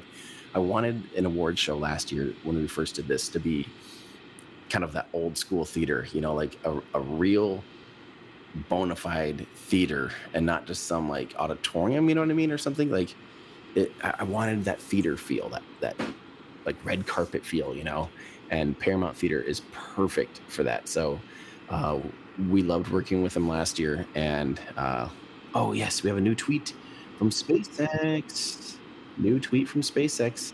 And we'll probably get confirmation of that here soon. But apparently, okay, we're gonna show you guys this tweet first. This was, you guys wanted to see the Falcon 9 to scale versus the Mercury program rockets. So this is, I'm holding in my hands at this point the Mercury Atlas, and by the way, the booster engines do come off on the scale rocket, and that is real metal, and it's shiny, and it's absolutely incredible. And then you can see in the background there, you can see the upper stage of the Falcon 9. Look at how big the Falcon 9's upper stage is compared to the entire Mercury Redstone. Crazy. All right, we have propellant loading underway. Hopefully our thermal camera, you'll be able to see that a little bit here. But yeah, so stand by. We're trying to get those rockets out as soon as we can. And they're going to be such a fun addition next to the Falcon 9. So this is from AKSH. Tim, you seriously need a private jet, man? I'm going to miss those legendary balcony screams of yours back in Texas. It was like watching a rocket launch with bonus lung capacity. Private jet, that's just so far from the reality of which I live and nor really want to live in. But this is just a very unfortunate time for those of you that maybe, like I talked about at the beginning. I was at one of my best friend's wedding since second grade. I've known James since second grade. His wedding was last night in New York. So yeah, we didn't get, like, I was tied up until midnight, and there's just no way for me to get out to Starbase between midnight and now. Like, that's just physically impossible, sans a private jet or something. And I just obviously don't have the means to have a private jet take me down to see a rocket launch. So we have, fortunately, we have our entire team working so hard to be able to produce the stream, and I'm remoting in to you guys. So we're not reliant on hotel Wi-Fi. It is still our normal production systems. And then I'm remoting in. So I'm watching a feed with you guys. And yeah, I am very sad. I would have had FOMO either way if I couldn't have been, at the wedding with my best friends since second grade. It's so funny. I had 3 things on my calendar this fall, or this like summer and fall. 2 were weddings, and 1 was a festival that I played at, and all 3 of those now had made the major launches that I had to cover. So Inspiration, or Polaris Dawn, Crew 9, and now this. Like, it's so hard. Spaceflight is just the worst for if you have something on your calendar. Every time I put anything in the calendar, like a bit of me dies, and I'm just like, what if? And then this is the ultimate what if, is that this is launching when I'm not able to physically be there. So I'm quite sad about that. I'm very happy for James and Sierra, and it was amazing to see my best friends. It's a whole group of us that most of us have been friends since second grade, which is pretty unusual. Spending time with them is very important to me. So it was awesome, but of course, can't be two places at once. So I'm trying my best here. And again, thank you so much to the teams down at Starbase, our Everyday Astronaut and Cosmic Perspective teams, for putting the stream together, working all night to be able to get the feeds up and produce a 4K live stream. I can't stress enough how hard it is to do a 4K live stream. So thank you so much to everyone involved, and even not at Starbase. We got remote trackers in Iowa, and Colin working in Florida. We got Ben and Chad up in Iowa that are going to be helping with things as well, and have been up all night too, just helping with networking things and all that. So huge thank you to everyone behind the scenes that's putting this stream together. It's literally can't do it on my own in any way, shape, or form. And yeah. This is from Landy. Again, remember, guys, feel free to ask questions. Our mods will put it in a queue. I might not get to all the questions, but I will not get to all of the questions, but I do hope to be able to get to as many of them as I can. So this is from Landy. What changes have we seen on the heat shields? I know they had put ablative coating underneath the tiles, but is there anything they have done for the rear wings where there's last seen a burn through? It was the front flap is actually the one that burned up the most, was the front, the nose right wing. And other than that, they actually took off all of the heat shields on this one, and they're literally put a newer version of the heat shield tiles on, and made sure that the tolerances were perfect. They really just spent a good month just totally reworking the heat shield. And the big thing is having an ablative layer underneath the heat shield in case the heat shield fails. Having that backup option to not have a burn through is a really good idea. Obviously, it adds more mass, but better that than to lose the entire Starship vehicle. That's what's changed, is they literally swapped out the heat shield tiles and made sure they're like very precisely on it, and just spent a lot more time and care, because now they know they can get to reentry, and that reentry is something that they need to really focus on making sure is worth their time and effort. Because before Flight 4, it was like, can they do a safe, full second stage burn? I guess Flight 3 proved that they can do a full second stage burn, but Flight 4 proved that they can do a clean second stage burn and do a clean reentry profile, sans the burning. So hopefully this time we don't see that burning.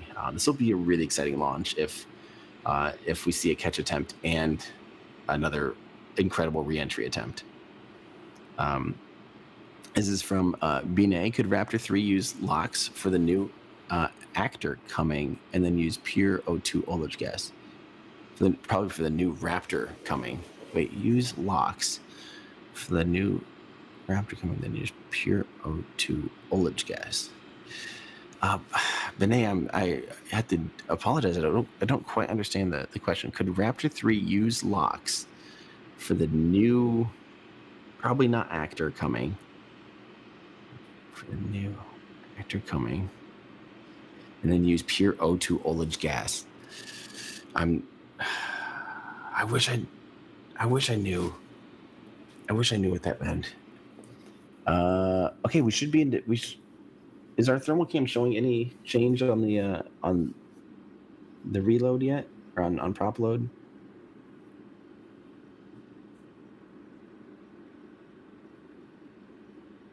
I think ship should be more obvious than booster at this point. If we can point that camera up a little bit, we might see, but we'll actually start to see pretty obvious rings here when we do get prop load onto the vehicle. Let's see here. Yeah, nothing on ship yet either. Nothing visible on ship yet. Although you see that white spot right where the QD, where the quick disconnect connects to the ship on the tower there. The lower, not the very top arms. The arms are in the launch position. Below that is the quick disconnect. So you do see a bright white spot, and also you can see the chines there. You can see the two white stripes on the booster. Those are there's CLPVs in there, and those babies are loaded. That's why they're cold. That's why they're glowing bright white. Sky wants a 1-to-1 scale model Starship with working Raptors in your shop. I think we'll work on the. Oh yeah, bottom. Yeah, down yes, bottom of the ship there is a ring. Yep. So you see the white ring there on the bottom of the ship, right above that quick disconnect. So you can see propellant loading. That is actual thermal imagery of the liquid propellant. Because look at what it looks like in natural light, in real light. On the right side of your screen there, you see you can't see the frost line. You can't see that yet. But with thermal, we're able to see through and see that the prop is loading on the Starship upper stage. That is fantastic. That is great news. Hopefully that booster is loading as well. Oh, look at that. There we go. Yep, you can see 2 rings. Yep, you can see 2 rings. Awesome. That is really good. Oh, sorry. Okay, so this is Benet. Thank you so much for having 2 comments, because now I can finish up Benet's thoughts here. Could Raptor 3 use locks for the active cooling, for the new active cooling, and then use pure O2 ullage gas? So locks probably wouldn't be my first choice. I'd use methane, and they had talked about that, called transpirational cooling, where they would flow liquid methane through the walls and through the tank walls, basically on that leading edge. But the reality is, I wouldn't be surprised if they still go to something like that at some point. But that leading edge, oh my gosh, look at the sunrise coming up now, by the way. You can actually start to finally see a little bit of dusk, or dawn, which is fantastic, because we are, about T-minus, 40 minutes from sunrise as well. That is a cool shot already. And look at the sky. Finally, we have just a perfectly clear sky. I hope all of our tracking cameras work out, because we have some nice gear on these tracking cameras now, and hopefully that provides for incredible stuff. There is no SpaceX YouTube channel. I just saw someone said T-minus 28 minutes according to the SpaceX YouTube channel. There is no SpaceX YouTube channel. If you see a channel on YouTube that says it's SpaceX, it's not. Report it. It's false. That's our PSA. We have to always remind people that. Don't miss the real launch, because you're probably watching an old launch. You're probably watching Flight 4 on replay as they try to get you into a Bitcoin scam. So do not fall for that. We're going to be only watching in real time. These are our cameras set up in real time. And then we will also pull in the SpaceX feed once. And as soon as SpaceX starts talking as well, I will stop talking. And we will listen in, because they will give us updates that obviously I can't provide. Thank you, Suzanne. Greatly appreciated for becoming a new member. Awesome. Sam Bauer, I wonder if there are people who are interested in watching a Starship launch at a planetarium or science center in the nearest city as an immersive full dome event. That could be really cool, actually. I'm sure there are people interested in that. That'd be pretty hard to coordinate, but that could be really, really cool. From JK Video, thank you so much for your super chat. Austin Bennett, all right, already saw this comment, already pushed this comment, talked about the George Fox University rocket team. Thank you so much. Oh, and you're also consider supporting us to get to Spaceport America Cup. That's cool. Okay, I think I missed that part of it earlier. So thank you, Austin, and good luck to the George Fox University rocket team. That's very fun. Oof, Dad, what flight do you think will be first with V3 Raptor? Do you think there will be any hop tests first, or right to integrated? Oh, it'll go straight to integrated missions with Raptor 3. It's once Raptor 3 is qualified for flight, they're obviously in the testing phase right now. I don't even think they're up to, ramping up production yet on Raptor 3 until they get through kind of some qualification testing. So it'll probably be a while. I think a good a good year. By the way, we are on thermal. We are seeing the booster ring clearly forming now too, so we can see good evidence that booster is well into prop load as well. So that is fantastic news. That is fantastic news. Um, yeah. Yes. So everything is moving forward to a launch. Prop load booster is underway. So we are seeing all signs looking good for SpaceX. Let's keep going here. Thank you so much from Open Source AI 365. I appreciate it. Christoph Nihas, is the launch today guaranteed? Absolutely not. No, nothing is ever guaranteed in spaceflight, especially for a prototype test flight like this. Remember, these are still very prototype missions, still becoming less prototypey, but still very prototypey, very early learning stages of this mission profile of this entire program. So yeah, nothing's guaranteed. And even if this was an operational rocket, you still have constraints. Like there still could be issues with the vehicle. There still could be issues with the range. You could still have someone accidentally have a boat, downrange, or a plane fly into the exclusion zone or something like that, where they would have to scrub the launch. And there's just not enough time. They can do some holding with Starship, which is good. So they do have a few minutes of hold, but they don't have a lot of time in today's launch window, since obviously they only have 5 minutes left between the start of their current T0 and the end of their launch window. So there's only 5 minutes there. And Lieutenant Jen in our Arsenaut in our Discord says the only thing that is guaranteed is excitement. That's not guaranteed. Excitement's only guaranteed if it lifts off. Then there's excitement guaranteed.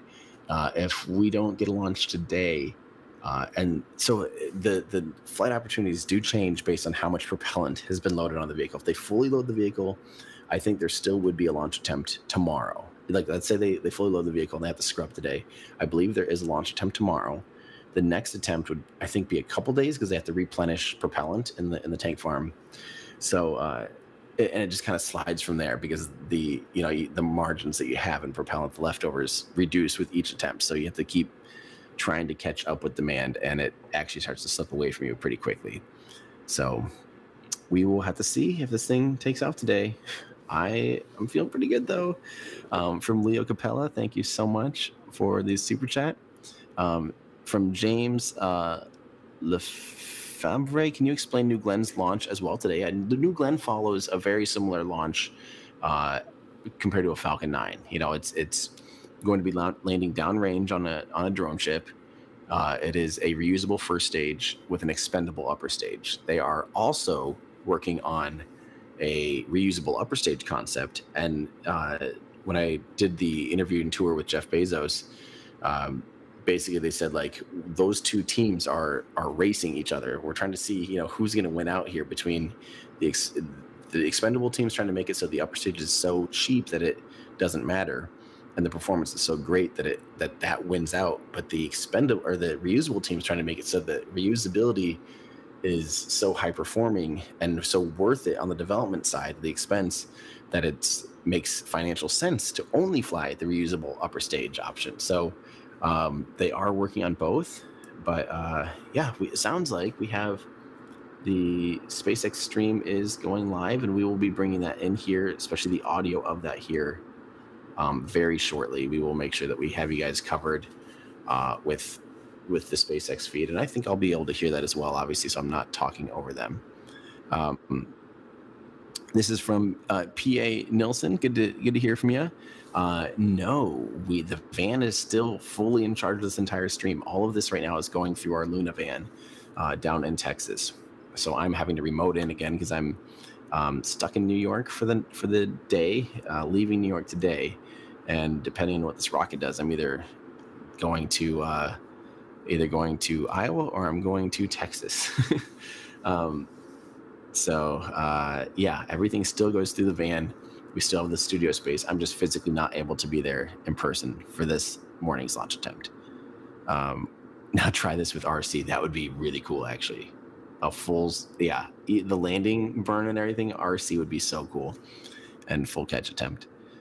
Diamond Paint with Diamond Dave just became a member. Thank you so much, Diamond Paint with Diamond Dave, and as well as Charles Tolbert. And we had a $51 super chat from Antonio.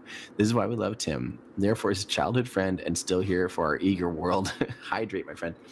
You're right. I should be drinking water, but I'll probably take a talking break here as soon as. If it's possible to bring that down in my ears at all, that'd be great. Thank you. So we're gonna, as soon as SpaceX goes live, we will be listening to them because obviously they have the most up to date. From Anthony and I, all these fake SpaceX streams are getting out of hand, but I'm reporting each and every one of them. I appreciate the diligence on behalf of the general public.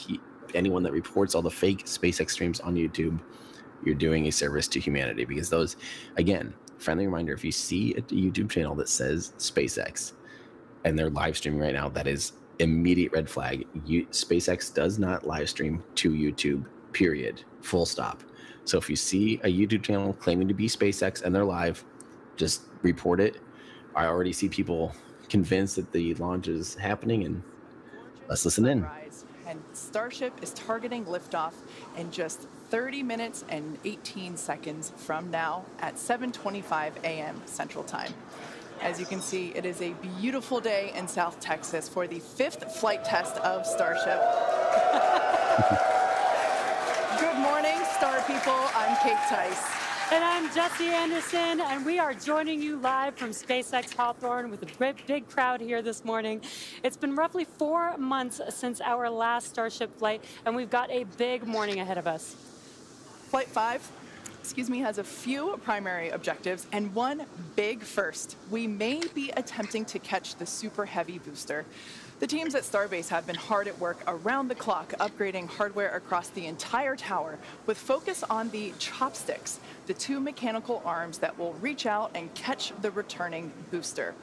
We're only going to attempt the catch if everything on the booster and tower checks out after launch, but either way, excitement is definitely guaranteed. Definitely. Today's Starship features a completely reworked heat shield with stronger tiles and a secondary layer, which is an extra layer of protection for the ship that will protect from any of the missing, that will help protect if there's any missing or damaged tiles. Now, not only did we replace the entire heat shield with our newest generation of stronger tiles for today's flight, we'll also be flying a handful of aluminum tiles that are there to help the team understand the thermodynamic environment during reentry. I did not If you were realize with us that. for Flight 4, you'll know how hard those heat shield tiles worked during the ship's reentry. Did they ever? As you can see there, they work incredibly hard. This big heat shield rework that we're talking about promises to increase the likelihood of Starship being better protected during controlled reentry as it heads towards its flip maneuver and landing burn for a soft splashdown on target in the Indian Ocean, just like we did in Flight 4. And we'll have to wait and see, keep your fingers crossed, but we may have some new views in store for you today as well. Right, like all test flights, we want to learn as much as possible, and views of Starship during all phases of flight help us to keep improving the vehicle for recovery and reuse. Now, thinking forward to when Starship is flying regularly, it will take the heaviest payloads to space, land humans on the moon again after more than half a century, and ultimately fly people further into space than ever before. And getting there will require us to rapidly iterate and fly often, which is why we're working so hard to scale operations at Starbase. Yeah, the faster that we learn now, the faster we can improve and evolve Starship to achieve reliable flights and rapid reusability. We've been designing this vehicle from day one to realize a vision of having an entire city of people on Mars, something we know will take launching millions of pounds of cargo and equipment into space spread across thousands of flights. This future will require many Starships that can fly again and again, and today's flight is a critical step on that path. So buckle up your seatbelts because here we go. The moon and Mars are not nearly as far in the future as you may think. In fact, we're planning to send Starships to Mars as soon as 2026. You might be familiar with the Starlink logo, and there you can see it on your screen. It's an iconic representation of the Mars transfer orbit, also called the Hohmann transfer orbit. This is how fundamental Mars is to SpaceX. This transfer window, or a time when the Earth and Mars are the closest to each other, opens every 26 months and is only open for about 2 to 3 months at a time for a vehicle with Starship's power.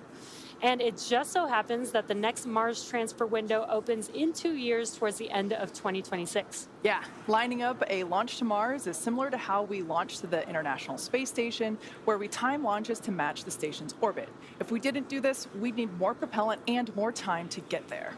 Exactly. So the first opportunity that we have to fly starships to Mars, we plan on doing it. These first flights to Mars will be uncrewed and will test the reliability of landing intact. If those landings go well, the first crewed flights will follow soon after. So it's safe to say it's all happening, and flights like today's are what's going to get us there. Not only have we made several improvements to the Starship flying today based on what we've learned from our last flight, including extensive upgrades to Starship's hardware and software, we've also made improvements to the launch tower and catch mechanisms. And if you've noticed in some of the live views this morning, our teams have completed stacking the second launch tower, which will be coming online next year. Having 2 operational launch towers paired with ships and boosters rolling off the line in our new Star Factory will allow us to increase our flight cadence and test even more rapidly. And just a few miles away from the 2 towers, things are moving really fast at the heart of Starbase. Star Factory is rapidly coming online, with production teams already using the space as construction continues.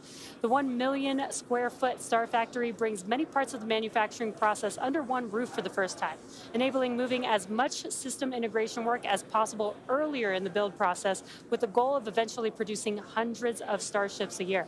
That's crazy. It's such an impressive building. So, for example, teams can assemble an entire nose cone structure of a ship into a single piece and work on its internal systems all in one place.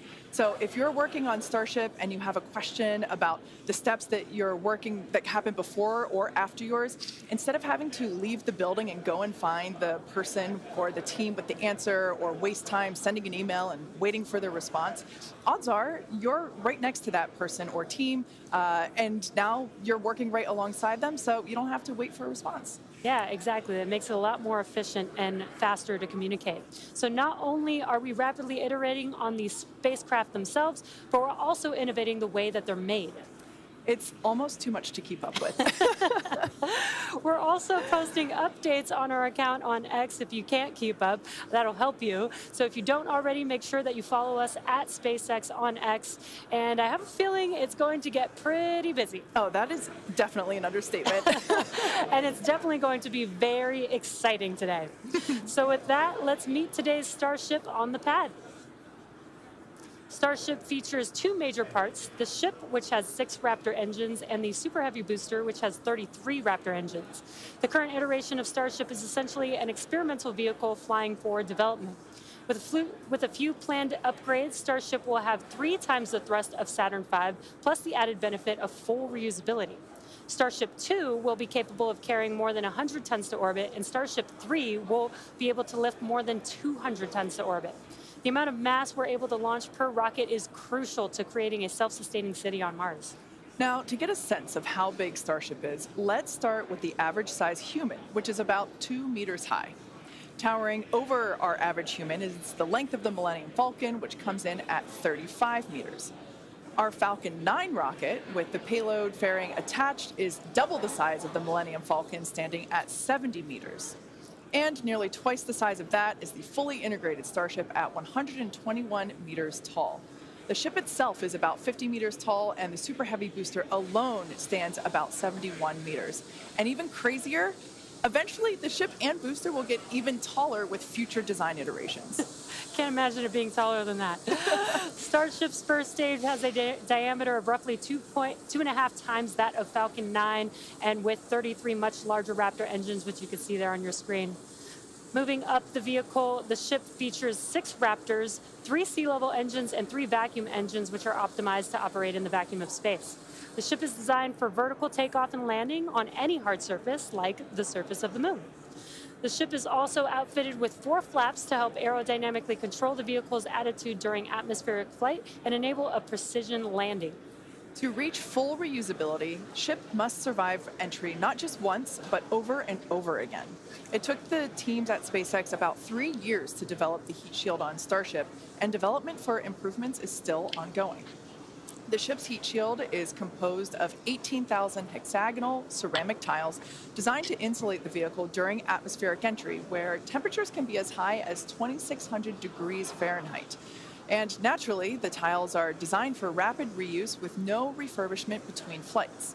As we mentioned earlier, today's Starship features a completely reworked heat shield with stronger tiles and a secondary protective layer.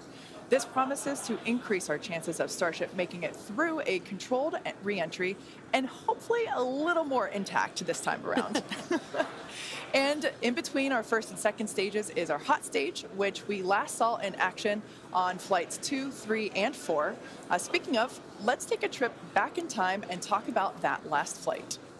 On June 6th, Starship successfully lifted off at 7:50 a.m. Central Time from Starbase, Texas, cleared the launch tower, and went on to accomplish several major milestones and firsts. As you can see there, Super Heavy booster lifted off successfully and completed a full duration ascent burn. I love the view of the sound waves there.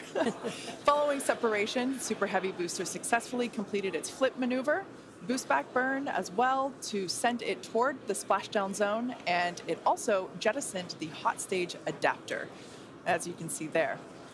We don't have to jettison that adapter in future iterations because it'll be a different design.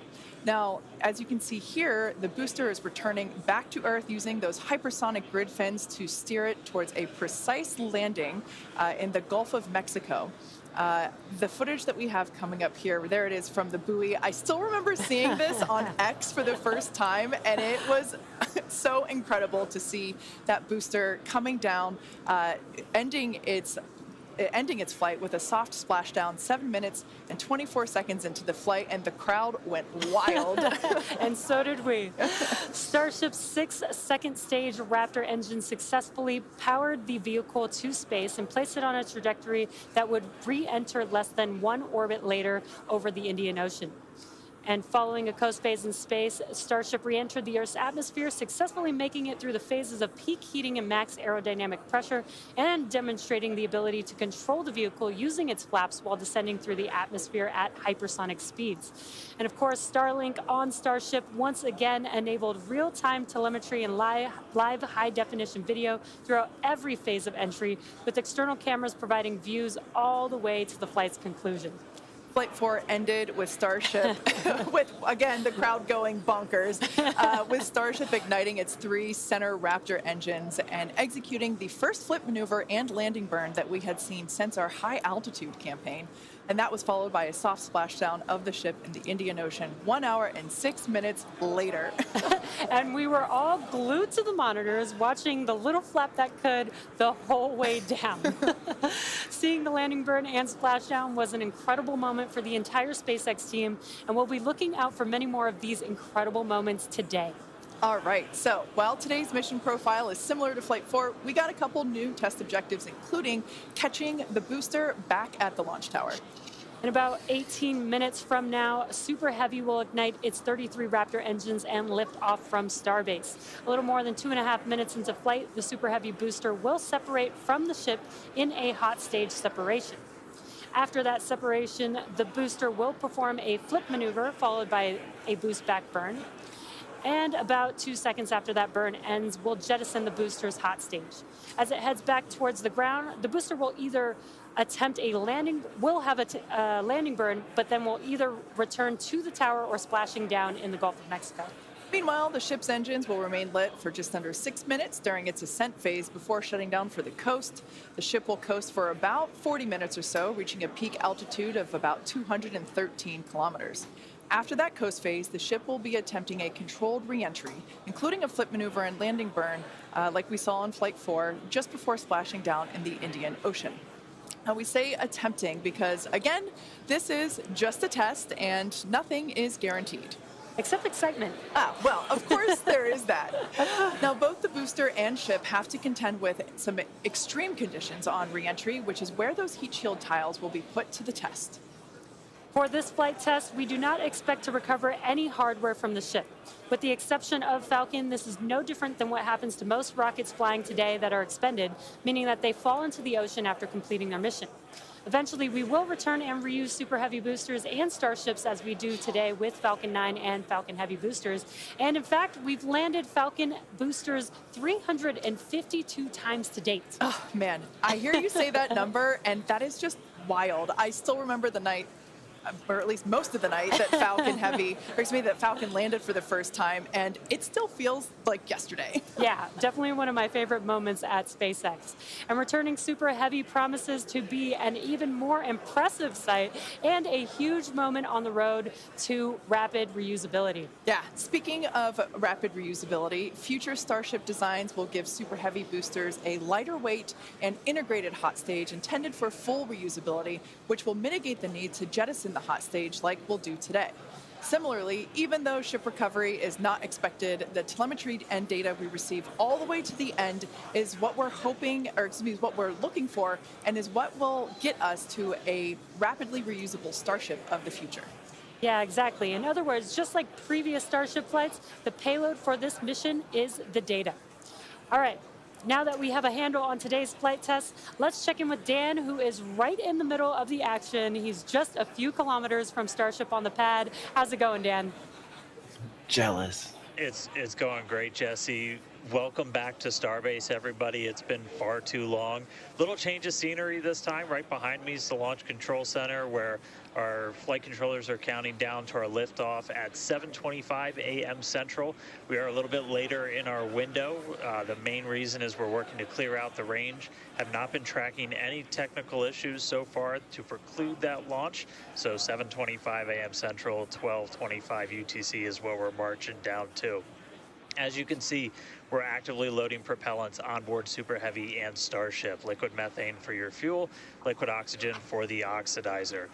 Prop load on the ship started at about T-minus 49 minutes, booster at T-minus 40 minutes. We're going to keep loading propellants on those vehicles right down to the wire. Ship will close out at about 3 minutes and 20 seconds before T0, and then booster just about 30 seconds later. Now, with our startup sequence, it's going to look very similar to what you saw on Flight 4. We already tested it with this booster and its static fire. We're going to see the Raptors start to make fire at about T-minus 3 seconds, and then we'll start them up in 3 different banks. The first inner 13 will fire, and then about a second later, 15 of the outer ring engines, and then about 0.8 of a second after that, those final 5. Another reminder, if we need to hold, we have a built-in spot at T-minus 40 seconds. We can hold for stuff like if we need to finish clearing the range or if any other technical issues pop up, just kind of in the last second. But if there's nothing holding us back, we're going to go right past that and go down to 0. So, I mean, as of right now, we're just under 14 minutes away from liftoff, not working any technical issues. Range is expected to clear. We're just clearing out a few more boats. And as you can see, the weather is perfect. We had 100% go for launch from the weather officer, so that was pretty unprecedented and something we really like to hear.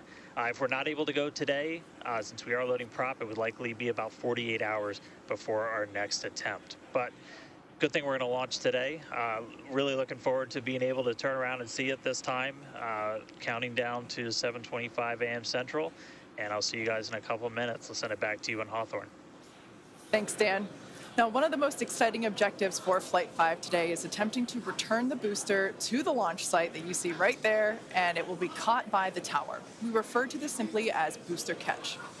As you've heard us say, Starship and Super Heavy are designed to be rapidly reused, which is why we've developed a novel way of returning the vehicles that leverages the same hardware we use for stacking ahead of flight. Right now, when we recover our Falcon boosters, they either return to a separate landing zone on land or to a drone ship in the ocean, both of which require time to transport the vehicle back to the launch site. In order for us to achieve truly rapid reusability, we need a quicker turnaround, and you can't get much faster than returning the launch vehicle right back to the launch site where it needs to be in order to launch again. For today's booster catch attempt, while there are thousands of criteria that need to be met, there are 3 primary gates that will be in play. In order to proceed, automated checks have to indicate we have a healthy booster and a healthy tower, and the flight director must issue a manual command, which is informed by manual checks from the flight control team. If this command is not sent prior to the completion of the boost back burn, or if automated health checks show unacceptable conditions with Super Heavy or the tower, the booster will default to a trajectory that takes it to a landing burn and soft splashdown in the Gulf of Mexico. Now, thinking to the future when we're operational, after a booster returns to the launch tower, it will be inspected and reloaded with propellants and then ready to launch another ship to orbit. For today's test, however, we're only going to attempt the catch, like Jesse said, if everything on the booster and tower checks out after launch. And of course, we will let you know as soon as we know if it's a go. We're going to be listening very keenly for that call out. Now, as always, we accept no compromises when it comes to the safety of the public and our team. So to that end, the area all around the pad and the flight path are cleared well in advance. Exactly. A lot of things have to go right in order to line up the booster catch. So don't be surprised if we don't attempt the catch today. Either way, today's flight will generate data that will continue to inform our future flights and help us get to that operational cadence. Yeah. Oh, you can't forget what else it will generate. Are you thinking what I'm thinking? I mean, I was going to say a sonic boom. Oh, I was going to say excitement, but that's a really good reminder. Now, if we do make it to a catch attempt today, Super Heavy may generate a sonic boom upon its return. And that's basically a brief thunder-like noise that we hear when an aircraft or other object travels faster than the speed of sound. Anyone that has been in the area for a Falcon 9 land landing in Florida or California, or even some space shuttle landings, may have heard one of these. Generally, the only impact in those surrounding areas of a sonic boom is the brief noise, with variables like weather and distance impacting if or how the sonic boom is heard. Here's a brief look at how these sonic booms look and sound on Falcon. I know a lot of people will be excited when they hear the... I'm going to take this opportunity real quick. I'm going to answer a few more questions. The number one question I want to answer is from James Middleton. James asks, where do the chopsticks grab it? Halfway, lower? So the chopsticks will be at the... So you can see an arm, thermal camera there on the left. The chopsticks are currently at the very top of the tower. That is the catch position. They will catch the booster at the maximum height, basically all the way up at the top of the tower. And then the catch point on the booster is just below the grid fins. So it'll catch, oh, that's a cool shot. There we go. And so the catch points are just below the grid fins on the booster. So it's also very near the top of the tower as well. So yeah, you kind of get a sense of the grid fins there. That is so cool. Wow, the quick disconnect there. Amazing views this morning, guys. Wow. So is that our Sapphire camera? That's from the Sapphire. That's from like 20 floors up. Wow, look at that. That's incredible. Okay, so we do need it. While we got me on air, we got daylight time now. I can definitely give us a good confirmation here on the orientation of this vehicle. We can see right there that is the pointy end of the vehicle is indeed pointing up, and that is fantastic because the other end of the vehicle is the flamey end, which is pointing down. So I can confirm, even remotely, I know this is a bit risky. We've demonstrated and been working on this technology for a long time, but I can confirm the pointy end is up and the flamey end is down. And again, we'll be bringing the SpaceX feedback in here very soon, the audio from it, just so we can kind of stay indeed just as all ready to go. And this is going to be an incredible launch this morning. Sunrise is in about 10 minutes, basically, or wait, was it? Yeah, it was like they're lifting off like right at sunrise right now, basically 2 minutes before sunrise. This is going to fly up into the sun. Our tracking cameras and our tracking assets are incredible. So we're going to, beyond this live stream, guys, we will have an incredible replay of 4K high-speed footage, some unbelievable cameras. Some of them are shooting at 1,000 frames a second even.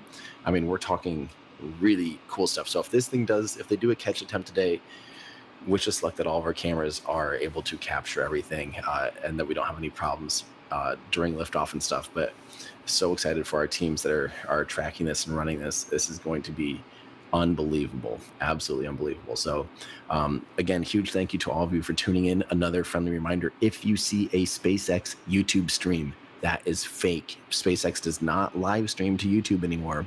So if you see a stream that says SpaceX and it says live, report it right now. It is not live.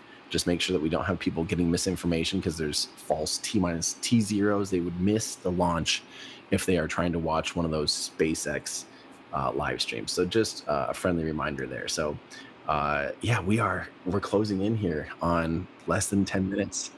And look at all the boats there in the, oh, that is so cool. One of our shots there from South Padre. This is from the Sapphire. And you can see there the second launch tower. So again, SpaceX is working on a second launch tower. It's an upgraded system. An entire launch pad is being redesigned and being upgraded with a flame diverter and all the cool fancy bells and whistles that is missing from the original one. But this is looking like an absolutely phenomenal morning for a rocket launch. And we just hope, again, the catch attempt, even if it launches, we won't know if the catch attempt is go until we hear confirmation from the flight director on stream that the catch attempt is go. We will try, based on how our feeds go, we'll likely try to provide our own tracking assets during ascent. And we will also keep the X stream up so you can keep up to date. They will be out of sync because there's a delay between X and our cameras, and then obviously those all getting to you. So if you are currently in person, don't rely, like if you're on South Padre and right at the bottom part of our screen right now, down there at Isla Blanca Park or somewhere else watching, don't forget there's a massive delay, especially on our feed to you. It's about 30 to 40 seconds. Well, probably 20 to 30. And then the X feed that we bring in, the SpaceX feed, will be also out of sync from that as well. So just get ready. Just be prepared for that our clocks won't line up and there will be some syncing issues. But this is the only way to be able to do this. Is just kind of part of the live streaming fun. We will probably have our cameras on the rocket. So you'll see liftoff happen here before you hear about it from SpaceX, probably about T-minus 10 seconds.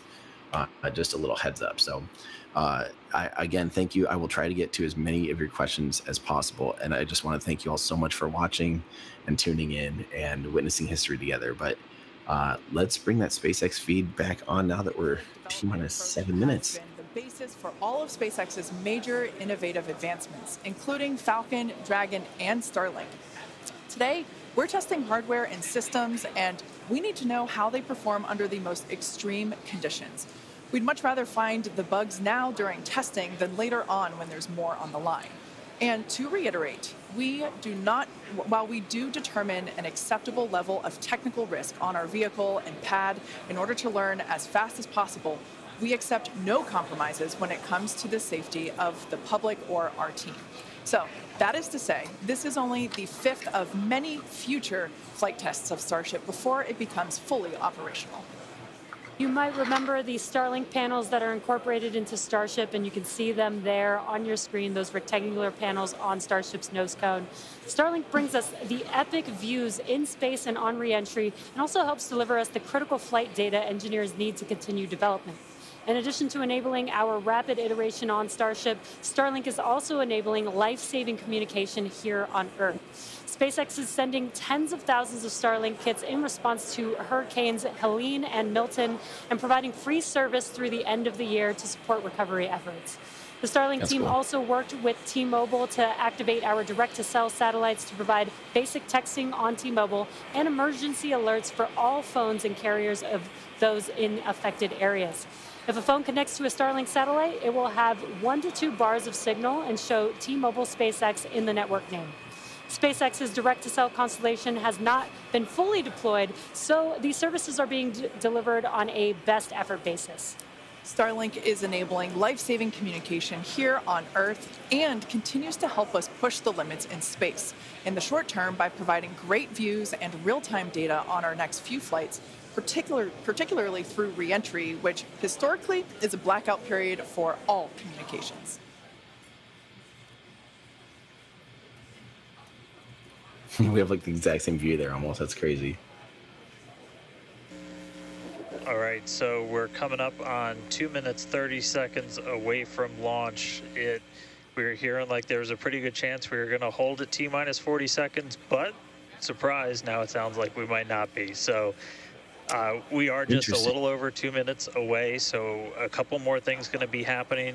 We did just close out our propellant load on the ship and the booster, so 10 million pounds of propellant on that vehicle on the pad here at Starbase, getting ready to go. We're going to start clearing out all of the lines that are basically pushing all of that propellant to the vehicles. Those get cleaned out or cleared out on the ground before we lift off. We're doing some final checks on the vehicle, the thrust vector control that we're going to use to steer it, as well as the guidance system doing its final alignment, just a lot of our final checkouts. But we are starting to hear that it looks like the range is going to be clear at our liftoff time of 7:25 a.m. Central, 12:25 UTC.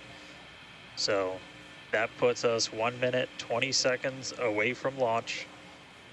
Still not tracking any technical issues. That range clear is the only thing that's been potentially poking at our launch. So I'm going to start to quiet down. We'll hear our flight director for today, Tristan Pierce, give some of the final call-outs. As of right now, we are 1 minute away from liftoff. And again, guys, remember, what you see on our screen will be a little bit ahead of what you hear SpaceX saying, because we are bringing in their feed is on like a 7 to 10 second delay. So you're going to see liftoff, and then you're going to hear like the countdown happening. So fingers crossed here, guys. It's coming up here in about 30 seconds almost. Holy crap.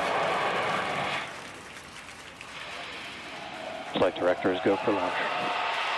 Go for launch. Oh my gosh, they're going for it. Best range you could possibly hear, 20 seconds away from liftoff.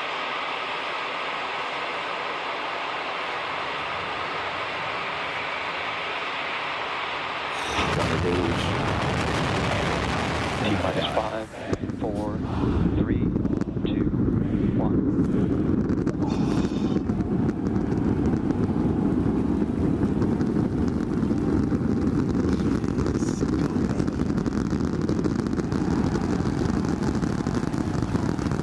Vehicle switching downrange.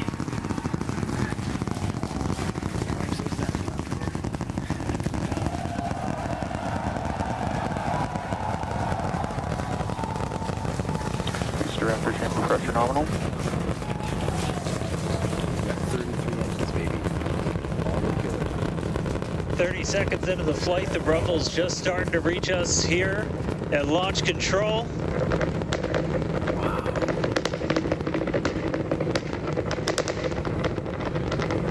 Booster and ship, avionics power, telemetry nominal. 33 Raptor engines.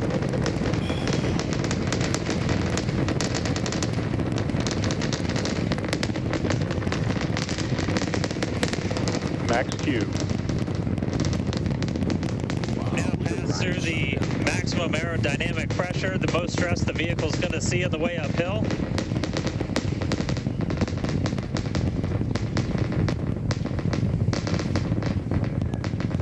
Wow, look at Ryan's shot here, guys. That's unbelievable. All right, our next major milestone coming up, it's going to be hot staging. We're going to see the engines ignite on ship to push it away from the booster. Look at that shot.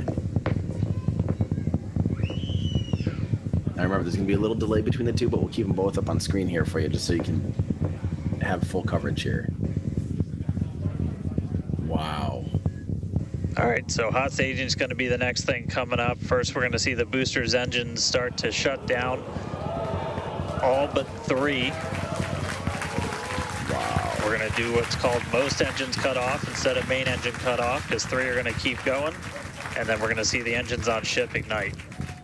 So hopefully we hear a call out here that it's safe to do the landing. Right now, the tower team is doing their go, no go.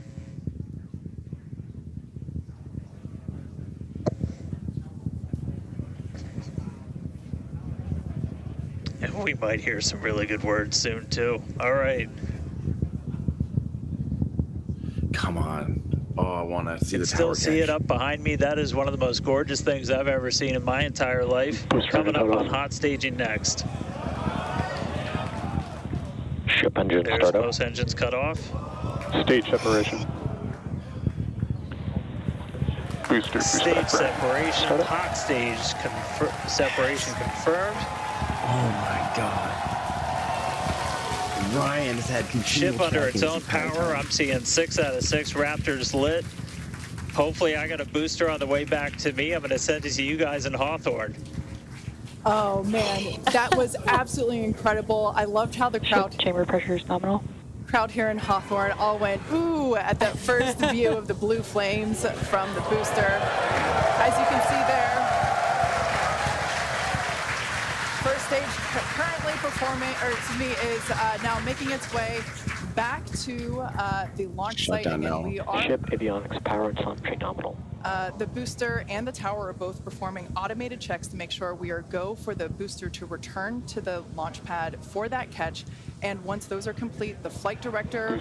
Boost back burn shutdown. Flight directors go for booster return. And What was that? Are they- we did hear that the tower is go for catch, so that was one of the big criteria we were looking for. No. This view We'll here. wait to hear that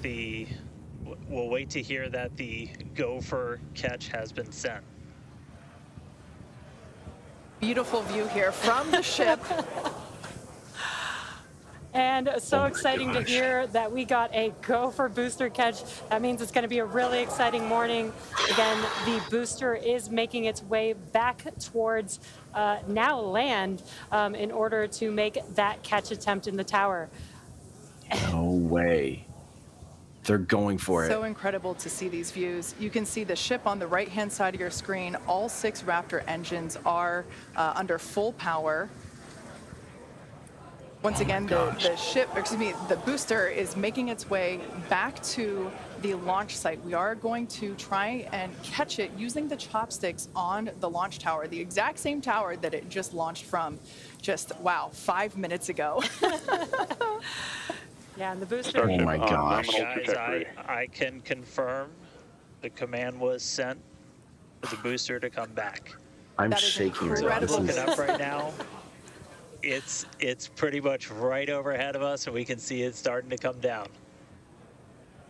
this on the left, that is I our can't tracking wait for us to footage. hear We've the had sonic continual boom tracking. through Dan's mic. Look at that. That is going to be incredible. It was so cool to hear the liftoff. And so once again, it's successful on-time liftoff of Starship Flight 5. The ship has separated from the booster. The booster is there on your screen. It is making its way back to the launch site. We are going to attempt the catch using the chopsticks. We did hear the confirmation that the command was sent to the tower. We are go for catch. And in order to Guys, Look we should at just that. be about 30 seconds away from our landing burn. It's going to happen in Are 3 you phases. kidding We're me? gonna let 13 engines burn off all of that velocity. Oh, we can see it coming down through the plume. Oh my God. Booster coming in hot for booster catch. No And way. that's 13 of those Raptor engines, and this view is incredible right now. No way, Ryan. See Yes. how fast this vehicle No is moving freaking way. on the left hand Oh my God. We're now down to 3 Raptor Oh engines. my God. We can see those chopsticks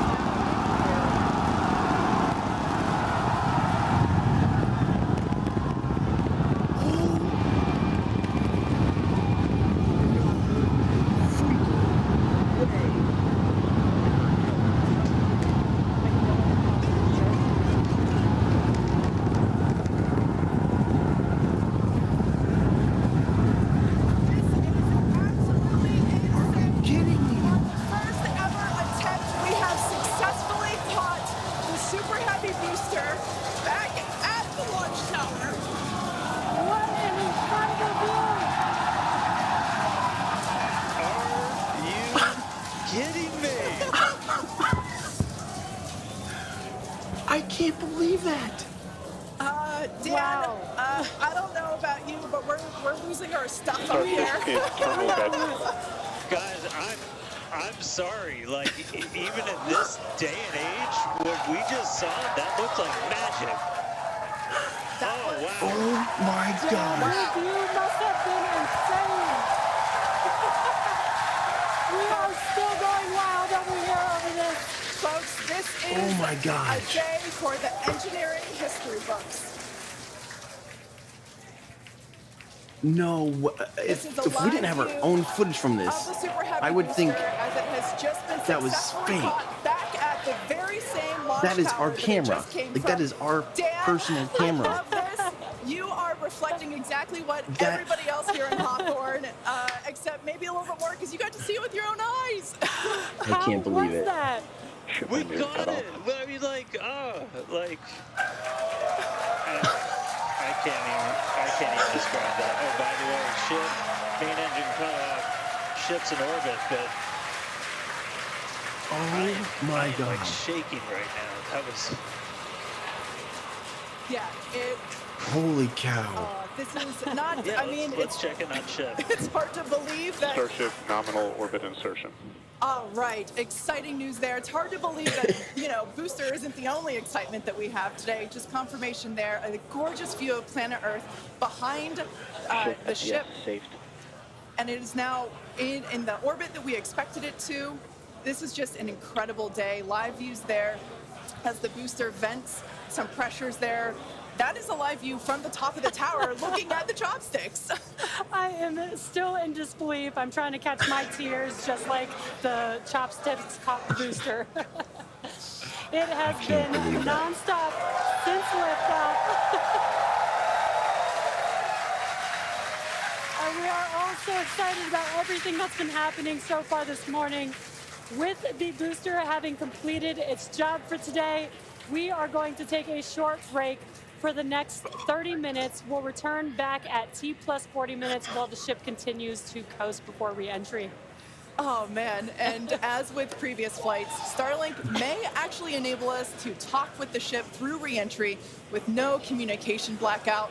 We of course are still testing Starlink during this phase of flight, so nothing is certain, but if we do have views, we'll be sure to bring those to you live. Views or no views, we'll see you back here at T plus 40 minutes for coverage of Starship's re-entry, flip maneuver, landing burn, and splashdown. I cannot believe this. I am actually shaking. Like, I have goosebumps. That is the craziest thing. On the first try, I cannot even believe that, guys. We just watched a rocket fly to space, let go of the upper stage that weighs thousands of tons, and come back and land on the same launch tower that it took off from. And it actually worked. Now, granted, it's still smoking. It's like scoldering hot. Did you see it glowing on re-entry with Ryan's footage? That was the craziest shot I have ever seen in my entire life. I'm literally shaking right now. I cannot believe that. And now we got the ship on the right-hand side of the screen. Holy crap, guys. I can't believe I missed it. I can't believe I missed the first one. Oh, I'm having major FOMO right now, but that is unbelievable. Are you kidding me? Like, come on. Oh, man. Okay, so people are asking already, like, is the booster spinning uncontrollably? Don't forget last time, as soon as it got into space and after shut off, it did orient itself. Hopefully we'll see that those rates stabilize here. And yeah, I want to know, I want to hear from you guys at Luna at Mars.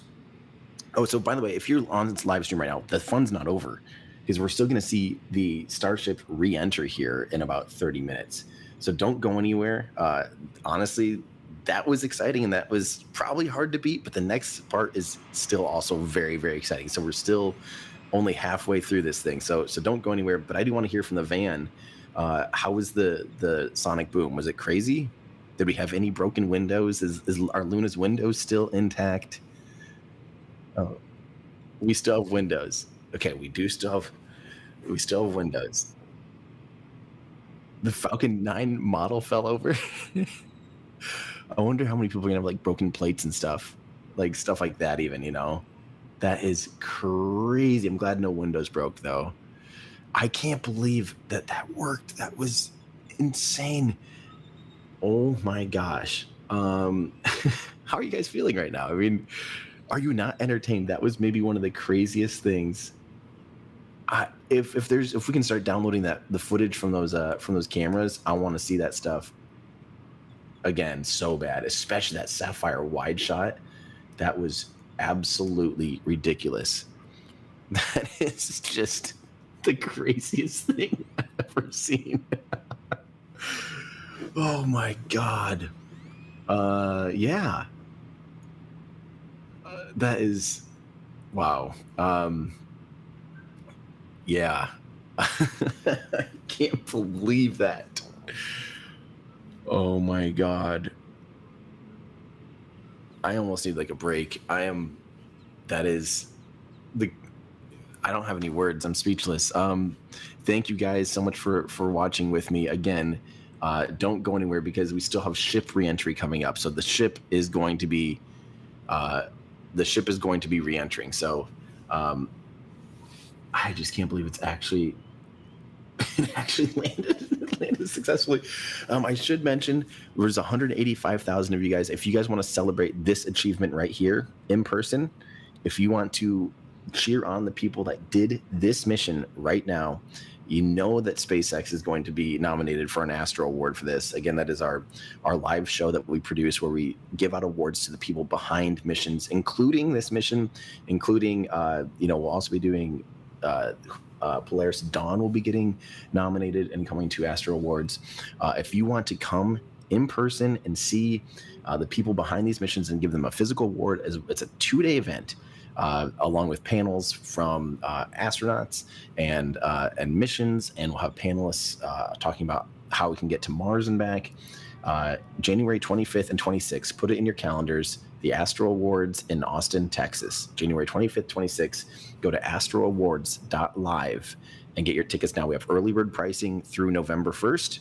So if you want 10% off, get your tickets now. And we're going to literally be handing a trophy out to the people behind this incredible mission and about 10 others as well. So if you want to celebrate along with us, again, astroowards.live. It's also pinned in the chat. So you can click the pinned comment in the chat right there and join us. It'll be so fun. Last year was great.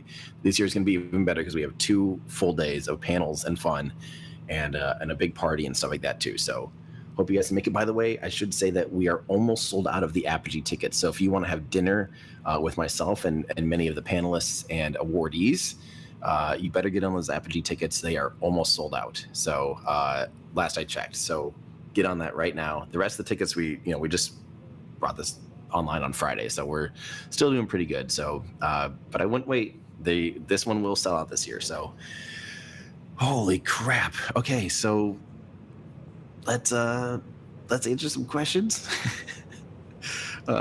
This is absolutely wild. This is from I'm gonna miss a ton of questions. So this is from Koopa Senior. This is even a super chat. Just a good question from Koopa Senior. How about 3D cameras to view the launch on Apple Vision Pro? We do actually have some stereoscopic 3D cameras that are available that are shooting. I don't know if they're available this launch, but we have shot other launches in stereoscopic 3D, and it is very, very cool. So hopefully in the future, look at this view of the booster on the pad still, by the way, just hanging there. The smoking seems to have mostly subdued. Do we have, is Mr. T? Oh, yeah. Sorry, my resolution is so bad I can't even see that. What is that blew out? It looks like, yeah, there is some damage there, isn't there? Yeah, that shot of the glowing engines though is the most crazy thing. But look at that. It looks like maybe a COPV popped.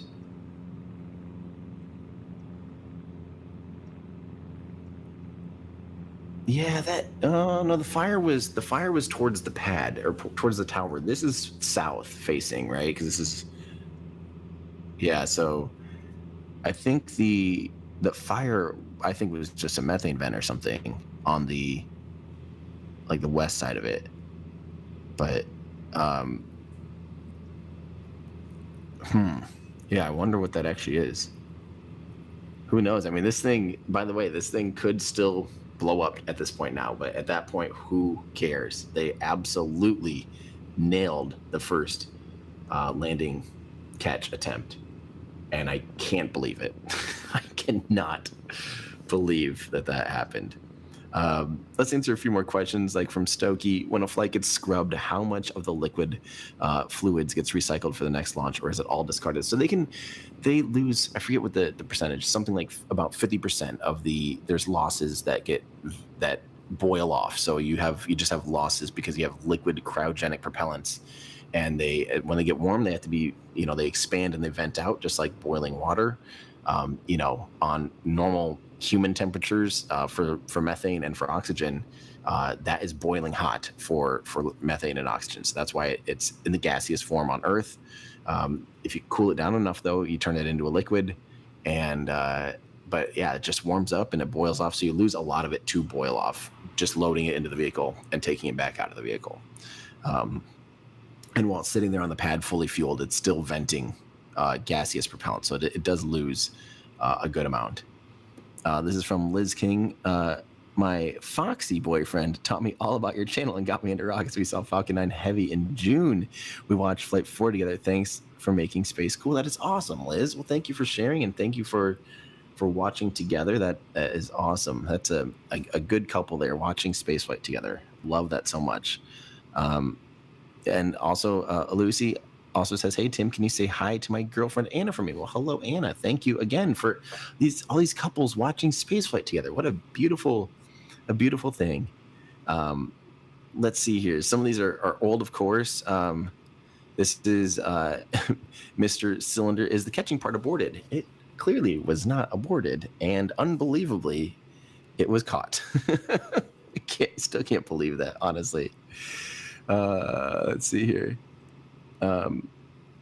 This is from Red Hanneman Tesla. Thanks for your play-by-play and doing the live cast. Here's my support and $20 for the ground crew camera van team. Yes, we couldn't do what we do without the amazing team that helps produce the show. So the Cosmic Perspective team and the Everyday Astronaut team coming together.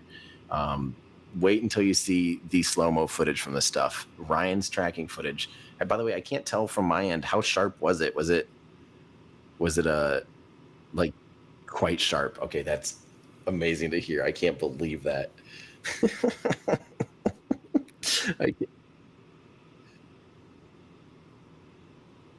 Ooh, that is true. Andrew just said that we may have an issue here for me, the orientation specialist, because how do you decipher the orientation of that rocket? The flamey end is, oh man, the flamey end is down. There is no pointy end anymore. This is very confusing. The pointy end is in space. The pointy end is on a barely suborbital trajectory at orbital velocities. Yeah, here's the pointy end. This is the forward flap, I think, or is that the aft flap? It looks like the aft flap, actually. No, forward. I can't tell from here. Man, I wish I had a. You know what I could do? Smart. I'm gonna have a big brain moment, and I'm just gonna pull up the stream as well. Man, I can't wait for to see Ryan's footage. By the way, how do we? Let me just pull this up. I'm gonna. No, that won't work, will it? Oh, here we go.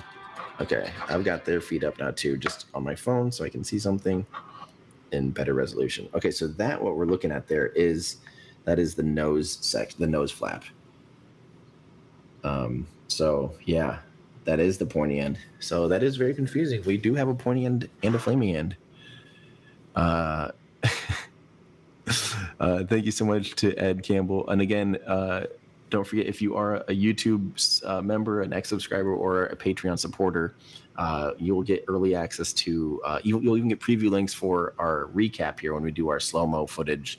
So if you guys want to see the slow-mo footage before anybody else and help catch errors, see if there's any, do a review of it, consider becoming a member or a Patreon supporter or an X subscriber. So huge thank you to those. And by the way, I again already mentioned this earlier, but I've been working for almost 6 months now on a 2-hour-long documentary about how we know humans went to the moon, or how we know NASA took humans to the moon during the Apollo program. And it just keeps growing and growing, and I'm trying to make it as deep of a dive and as just as conclusive as possible. Really, I've spent months doing research, like reading so much. So if you guys, that's to me the important stuff. I can whip out a video like that one that I released. I should now say, how did SpaceX catch a booster? Actually, I probably need to do that soon. I need to change the thumbnail on that. How did SpaceX catch a booster? And then add a real thumbnail of actual footage, because that is the craziest thing. But yeah, I can whip up a video. I did that in 2 days. Those videos are so easy to make. These long deep dive videos, like when I did the Soviet rocket engine video, and now this Apollo deep dive is very hard to produce. So I appreciate all the long-term support, because it makes that stuff possible. Otherwise, it's not a financially valid thing for YouTube. If I wanted to play the YouTube game, I'd put out a video once a week and it would just make a lot more money. But I think it's more important to focus on these long form videos that are hard to produce, that I think are just important in the long run. And that is thanks to you guys. So if you want to continue to support me, I really appreciate it. And I'm seeing a lot of very generous donations going through right now. So thank you so much. To Adrian Abshire, happy birthday. Karen Abshire, I love you. That's very sweet, Adrian. There you go. A birthday, and to another loving partner. It's just, I was here for a wedding, and now there's all these people talking about spaceflight with their loved ones. It's very wholesome, and I love it. Let me get to some of these. I'm missing a lot of very, very generous donations. So thank you guys so much. Let's see here. How long? This is a good question. A lot of people asking. There's 2 questions that I did see a lot that I wish I had addressed in my video. One is how long until they're going to be able to catch Starship, and I'll answer that in both ways. One is time frame on a human scale, and the other is how would they catch it? Do they have to clear the booster to be able to catch the Starship? Let's say in a few attempts, so let's say in 3 times they're going to be able to try catching the ship. What's that like? The first thing is I think they're gonna have to prove reentry is safe, because the big thing with reentry with Starship is it'll have to overfly Mexico and Texas. They're gonna have to overfly populated areas with that thing on reentry, similar to how the space shuttle did that. And when Columbia broke up on reentry, it scattered debris throughout 4 or 5 states or whatever. SpaceX needs to prove that they can safely bring this vehicle back through reentry without losing a million parts, and control it probably a few times before the FAA, gives them permission to be able to bring stuff back. By the way, you see ice chunks flying away. By the way, you can always see a lot of ice on stuff like this, because it is venting out into the vacuum of space. So even though it's a gaseous propellant venting, it will pretty quickly turn into solid chunks of oxygen or methane. Bradley asking me to ask the stream crew what the sonic boom was like. They said it was very loud. I did already ask them, and they said it was very loud. It even knocked over the Falcon 9 model rocket in the studio. So, it was quite loud. Is Spencer up in the studio, and is he wired up that he could explain what it was like while I wait for that answer? Okay, Spencer's in the van, but maybe later at some point, if Spencer, if you would like to go back up in the studio and just tell us what it was like when you heard the sonic boom and stuff, that would be really fun to hear from you. Once Andrew's back, cool. This one from Luke and Shine 86. holy crap, thank you so much. $100 super chat.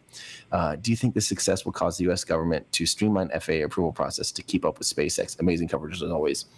Well, honestly, I mean, I really do think the FAA is trying pretty hard to keep up with the commercial spaceflight industry. I think they're just behind. I think they are incapable of keeping up with that rapid pace. We saw some improvement where they're able to, fast track this license compared to a November timeframe. And they're doing their best, but it is a government agency, so of course it's going to be slow. But I think they're working there. I think they're also trying to iterate to keep up with the progress. So, man, I still can't get over these views. And again, thank you so much, like to Dan supporting you from Singapore, staying up late to watch you. Big shout out from Dan and Candace. Thank you for the feeds and your work. Well, thank you so much, Dan. That is unbelievably generous. Thank you so much. Oh man, thank you guys so much. From Fabian with 10 months of membership, thank you so much for the continued support. New member from Timothy Crabtree, and from Nicholas Ewing, and from Lighter Path, and Average Joe's, and Noah Marshall. You guys are all amazing. Thank you so much. $50 from David Cook, Flamey and Down, Pointy, and Way Up. That is so true. Oh man, unbelievable this morning. From probably Juanco Flores saying, thank you for your service to space exploration. Greetings from a SpaceX engineer. Amazing. Well, thank you so much, and congratulations on an unbelievable day. Absolutely crazy. This is from Adrian. Let's go. Congrats to SpaceX on making history, and thank you, Tim and the team, for covering it. Cheers to humanity, and sending love from Lauren and I from Australia. Another couple checking in. This is so cute. It's just very wholesome. I love it. Thank you so much. Really appreciate that. That's so generous. Josh Grasby, cheers, Tim and team. Cheers to SpaceX and the Starlink feeds. We're living in the future where we get Star Trek IRL. Love you. Fantastic humans on board this time with us. It is so fun that people are watching from all around the world. Absolutely amazing. And here's from Steve Gray. The Zero Flux team, we're here for the chopstick action. Kapow, love the streams. Thank you so much, Steve. That is amazing. Thank you. That is very generous. Huge thank you. 44 months of membership from Mark. Again, Mark, thank you so much for all those years of support. I wanted to answer that other question about kind of asking like how long, like until they catch Starship. I didn't finish that thought. I got distracted as I usually do. But the reality is, I think they're going to have to prove that they can re-enter, probably 2 or 3 times safely and on target before the FAA grants them the opportunity to bring that back over. They also have to have a Starship capable of being caught. Currently, Starships, what we're seeing on the screen there on the right, is incapable of being caught. It does not have catch points. So that is impossible for now. So that will have to be, later versions of Starship. I don't think they've quite figured that out. I think they wanted to make sure that it worked on the booster and that that's actually a valid option. Is that really a real thing they can do? Can they really bring it back and catch it? And yes, they can. So now they will probably put more resources into, okay, how do we bring the ship back and how do we actually catch the ship? Because don't forget, the ship will be coming back from west to east. It's flying east. It doesn't have the ability to do a boost back burn like the booster does. The booster can fly west. It's on a suborbital trajectory. It cancels out all that horizontal velocity and it lands back at the launch site. That doesn't ever worry about overflying human population at all. That is not the case though for the Starship upper stage. So yeah, they'll have to nail it. Hopefully they nail it today. That would be awesome to see. Just a perfectly smooth reentry with very little, with minimal damage, and hopefully the heat shield tiles hold up a lot better this time. That would be amazing. And hopefully we get a nice clean touchdown. This ship, again, they spent a lot more time and effort on this ship. Now, the other thing that I wanted to answer is, let's say this mission was 2 years down the road and they just catch a booster. How do they catch a ship now is the question that a lot of people are asking. And the answer is they can't catch a ship on the first orbit, which would be about 90 minutes later, the orbital paths won't line up in one orbit. It also won't line up on 2 orbits. I think it takes about 3 orbits for them to have a valid option. So that's, what is that? 4.5 hours minimum would be like the quickest possible orbital path alignment to be able to come back to the landing pad with Starship, the upper stage. So realistically, we're looking at a long ways away from that being a reality anyway, where you're waiting 4.5 hours. But you'd think that by that time, hopefully they can get the booster down. They also will have 2 towers, so they'll be able to, maybe just land the booster in one and catch the Starship with the other if the one's busy. There'll be some logistics there and which tower is available to do a catch. And I just still can't believe that actually worked. That actually worked. Like, that is the craziest thing ever. We have some excellent news. Hang on, why don't I tweet about this? We are going to try doing replays from Ryan's tracking camera. We'll be doing some... We'll be trying to show replays from at Cosmic Perspectives. Incredible tracking footage here shortly. Come see. That Ryan's footage was unbelievable. Of the Starship Heavy.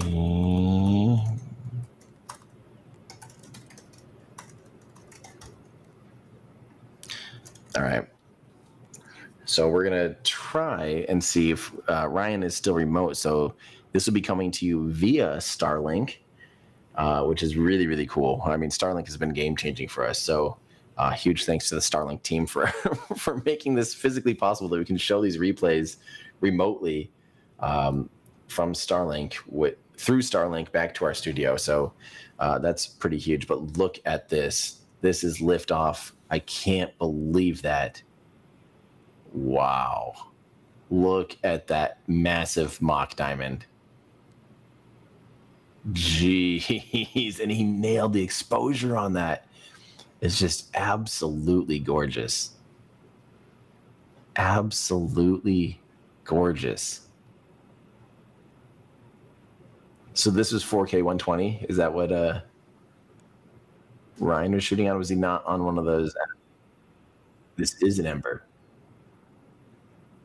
Oh my God. 4K 420. Okay. So this is at 420 frames per second.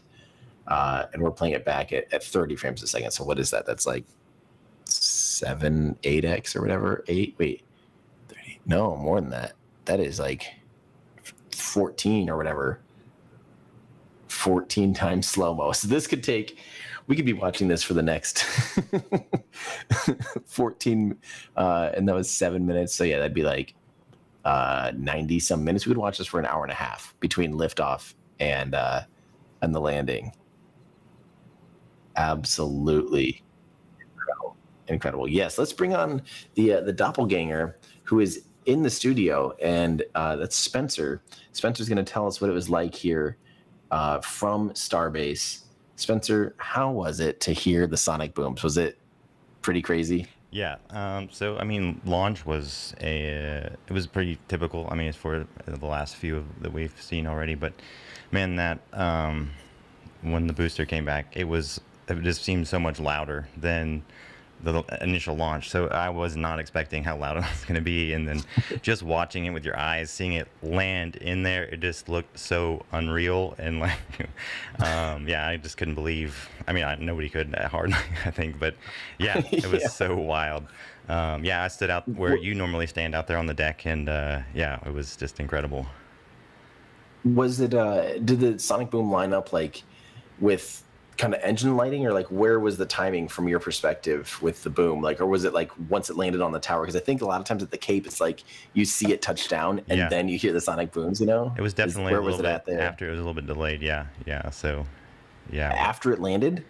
I think it was on the way down, and then like some other ones on the way. Like I heard several. I didn't actually count them, but yeah, yeah, it was just.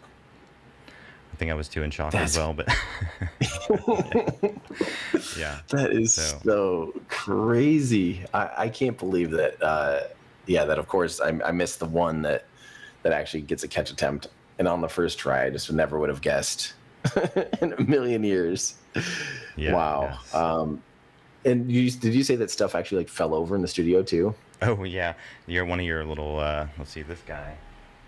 This guy was laying on the floor when I came back in, but really, yeah. Oh. I mean, that's not that much if it rolled off that shelf. Well, yeah, but, good. Yeah, but good thing it's made out of metal. Those wonderful models over at everydayastronaut.com/shop.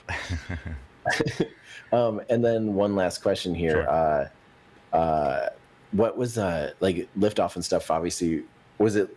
You said it wasn't that much different than what we've heard before, but like when it's a clear day like that, I feel like it's kind of louder than the foggy day we had last time. Yeah, I mean, it being clear was amazing because you could see everything the whole way up, just watching it, seeing it. I mean, even when it got way up in the air, you could still see it, and so that was awesome. But yeah. Could you saw stage separation, right? Yeah, you could see everything all the way. Everything. It was nuts. Could you follow the booster all the way back with your? I lost the booster on the way back. I couldn't find it after a while. I mean, I saw it initially when it separated, but then somewhere in the middle, I think it was kind of behind the roof of the house, so I couldn't see it anymore. But yeah, it. When did you actually like make visual contact with it again on reentry? Yeah, I mean, it was a pretty good ways up. I heard there was some people down the way at another house, but that saw it before me, and so I started looking, and then I found it was probably, I don't know how many seconds exactly before, but it was. But you saw it like coming for a decent amount of time. For ways, yeah. So, jeez. Yeah. So I captured a little video while I was out there too, so maybe we can share that later. Or something. Oh, but, awesome! Yeah, that'd be great. Let's pull that up. That is so cool. Well, sure. I'm very jealous. I'm glad that's the first one you've actually been able to see though with your own eyes, right? Well, I saw the very first one. That was the first one, and then I got to see the first. You weren't in the van for the first one? What's that? No, for the very first one I watched. I went down the road and watched, yeah. Okay. So at least but this is your second one, but you got to see the first catch with your eyes. Dang it. First launch and first catch, yeah. So. Oh, that's a good track record. That's a good track record. Now back to the van. Hey. Wow. No, we got to get you on a tracking camera here soon. One of these days, yeah. Yeah, definitely. Awesome. Well, thanks, Spencer. Everyone, Spencer Teddick. He does co-editing on all the videos and a lot of animations and helps run the show down there at Starbase. So Tim keeps me busy. Say thanks, Spencer. Yeah. Absolutely. Amazing. Well, thank you for that report. Sure. Throwing it off to different reporters. This is amazing. All right. Do we have the booster landing footage from Ryan? Like, do we have... Okay, stage separation. We've got footage of stage separation from Ryan. Oh my gosh. Even this shot. I mean, if there wasn't a landing, today, we would be like, oh, this is incredible. This is the most beautiful thing ever. But now this is plays like third fiddle compared to launch. And wow, look at that though. That is outstanding. That is stage separation. This flip felt really fast to me. I was nervous that it was, again, right now we're watching it 14 times slow motion. And this is, of course, again, captured at 4K, 420 frames a second, thanks to the FreeFly Embers, which are amazing cameras. We're so excited about working with these cameras. I mean, Embers are crazy. Yeah, I mean, come on, 4K, 420 frames a second. Yes, please. Looks like it's going so slow now, you almost can't even tell it's moving. But yeah, so that is, you're seeing the Starship. Oh, there we go. Oh, are we fast forwarding now, or is it just buffering? Okay, but you saw the Starship separating from the booster, and this is reentry. By the way, if you just happen to be tuning in right now, we're watching the replay of the launch and reentry and landing, the catch. As we wait for Starship, the upper stage, to begin reentry. The reentry will be happening pretty soon here. That's real time here. That is real life, real time, 42 minutes after liftoff of the Starship, and it's going to be beginning its reentry phase basically over Africa, and then reentering in the Indian Ocean. But Ryan's shot here, once we get back to that glowing, I want to see that glow. That was like that was just so unbelievable. I mean, I knew it got hot on reentry, but the fact that it was just sitting there glowing, the entire engine section was bright. I can't believe it survives reentry without needing to do a boost back burn. You see now how intense it is. Yeah, let's give it a second here, and they're working on queuing up the glowing reentry, which would be the next really, really, really fun bit of footage. Ooh, so it must be flying over. I'm guessing that's Madagascar, would be my guess. If we see land underneath Starship, then that is, unless that's just the South Africa, like the southern tip or whatever that it flies over. That is so crazy. Yeah. I am not a geography major, but some part of Africa. We do know it's some part of Africa. That's the only option, really. While we wait for the reentry glowing footage, we'll answer another question from the King of Finland. Welcome, Your Majesty. What will they do with this booster now? I'm guessing they'll hopefully try to get it into a safing position. And okay, here comes our replay. Sorry, of this booster reentering. Look at the glowing engine section from reentry heating. Again, that's not air friction necessarily, but it's mostly compression of air as this thing's just plowing through the air. The air molecules get compressed and they heat up, and they, as air compresses, it gets hot. As they expand, they cool down. The temperature cools down. This is just classic thermodynamics, and Starship's super heavy booster is trying to not do an entry burn before it hits the atmosphere. It's just taking it right in the face there, right? Just full blown, letting the engine section. That is an unbelievable shot. I cannot. Oh my gosh. Are you kidding me? Ryan Schlinsky, you beautiful human, you. Did it punch a hole in that cloud?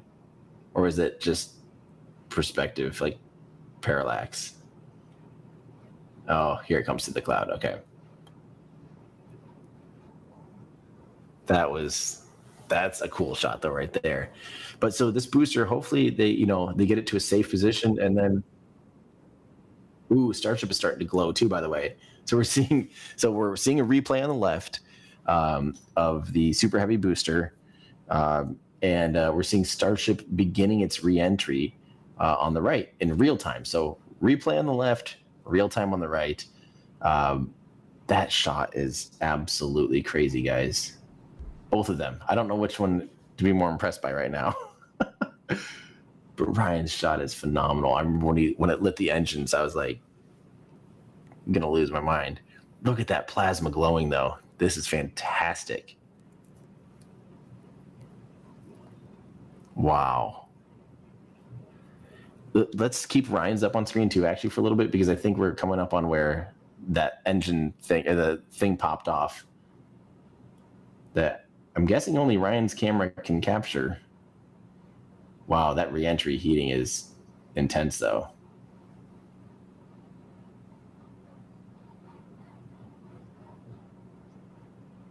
Look at that plasma glowing. I'm guessing the SpaceX feed will probably be coming on soon too. So when they do come back to host, again, I'll kind of be quiet. And once they come back to really host, we'll cut to them. But we're probably getting closer to that landing burn. Again, this is probably playing back at some kind of slow-mo on the left. And on the right is real time. That is real footage of Starship re-entering the Earth's atmosphere from an altitude of 90 kilometers, 88 kilometers to be exact, and at almost 27,000 kilometers an hour. Wow. So that is going to be really fun to see this reentry of Starship. Give us 1 second here. We're coming up on the landing burn of the Super Heavy booster replay again. This is Cosmic Perspective, Ryan Shalinsky's landing burn footage. And look at that. Look at how freaking hot that engine section is. It's crazy. The nozzles look relatively okay, but it's just the steel glowing from reentry. Absolutely incredible. And here's that reentry footage again.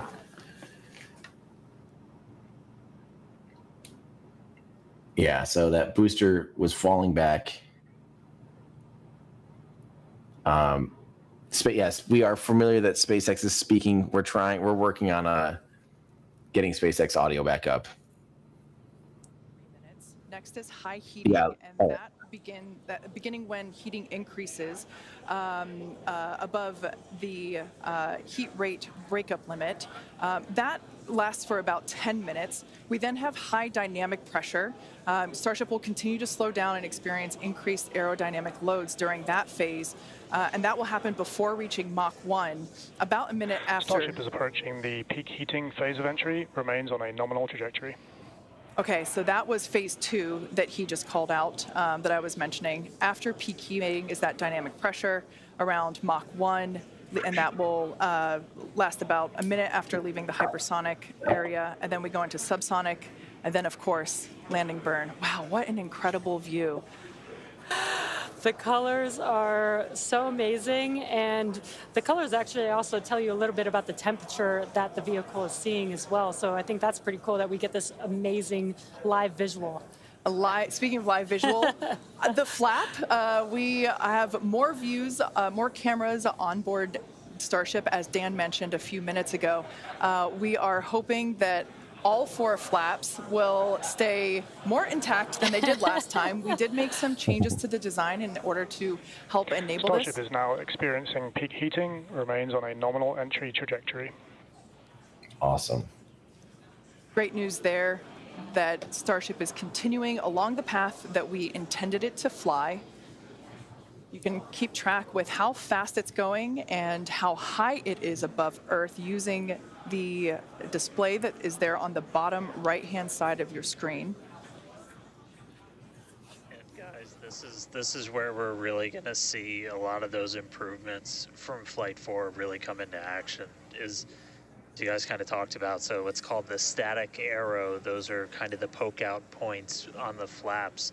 Those get exposed to some pretty extreme heat environments, and so we added some additional, basically made it a lot more robust for the thermal protection there. And we learned not just from visuals and stuff like that, we had those missing tile tests on Flight 4 where we intentionally left some out, kept in some backup layers. They're called ablatives, which means they just gradually melt away to help dissipate the heat.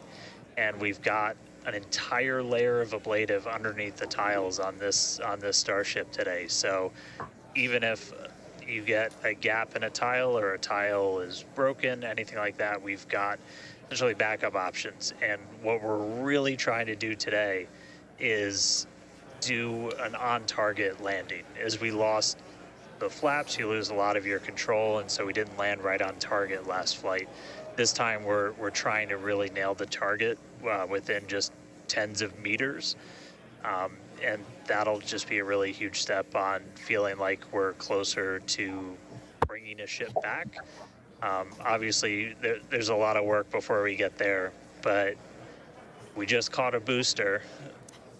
We're going to start looking real soon at when we can catch a ship.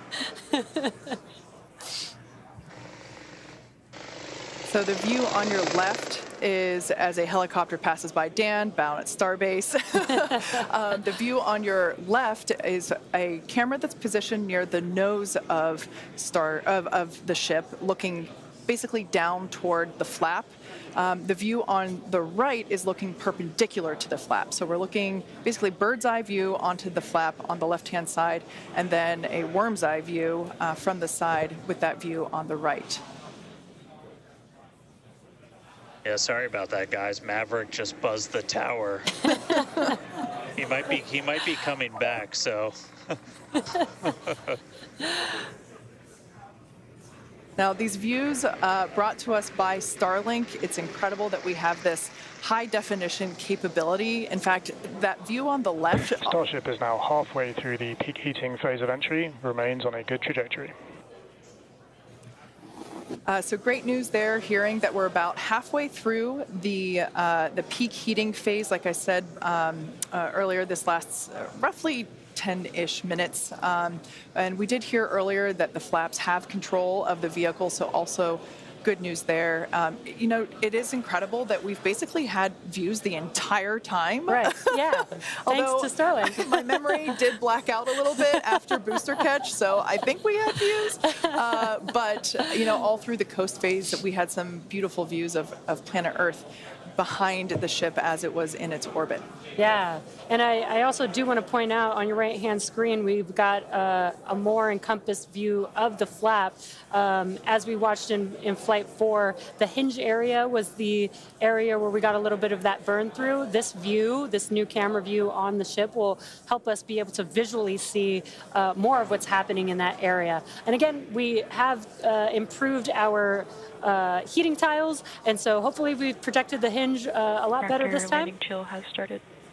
But again, these views are additional to the data that we get on these flight tests that help enable us kind of put the data that we get in the computer to the visuals that we see and try and align those and use that for improvements in the future. Now, we heard a call out there saying that engine chill has begun.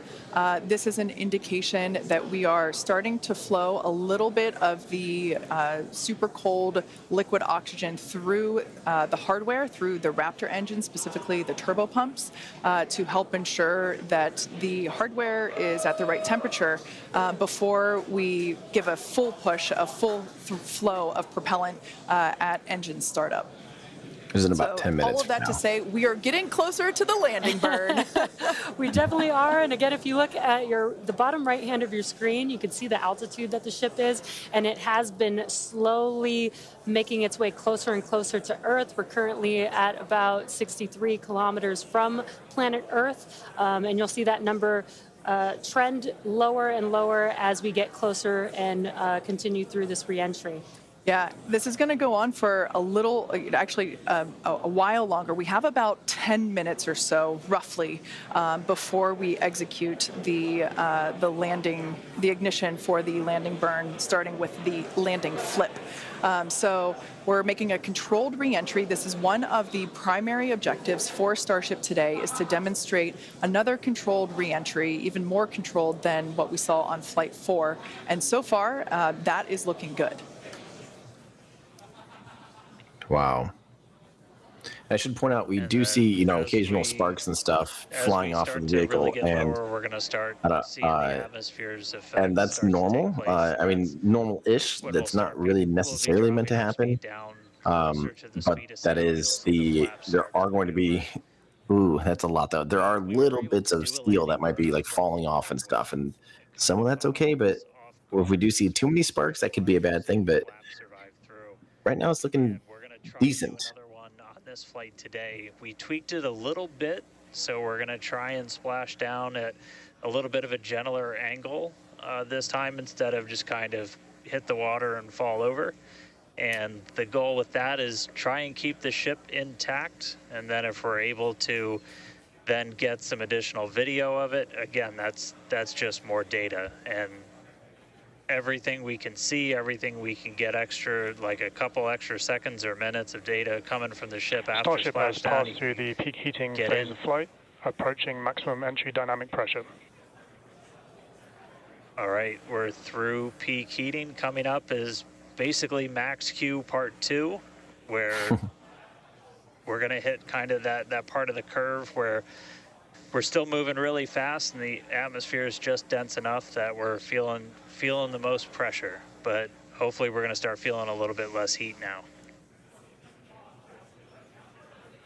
I love the slightly color Looks like we changing got of the. more views Oh, that is of a each of cool the shot. flaps on the ship as it's making its way back down to Earth. That's cool.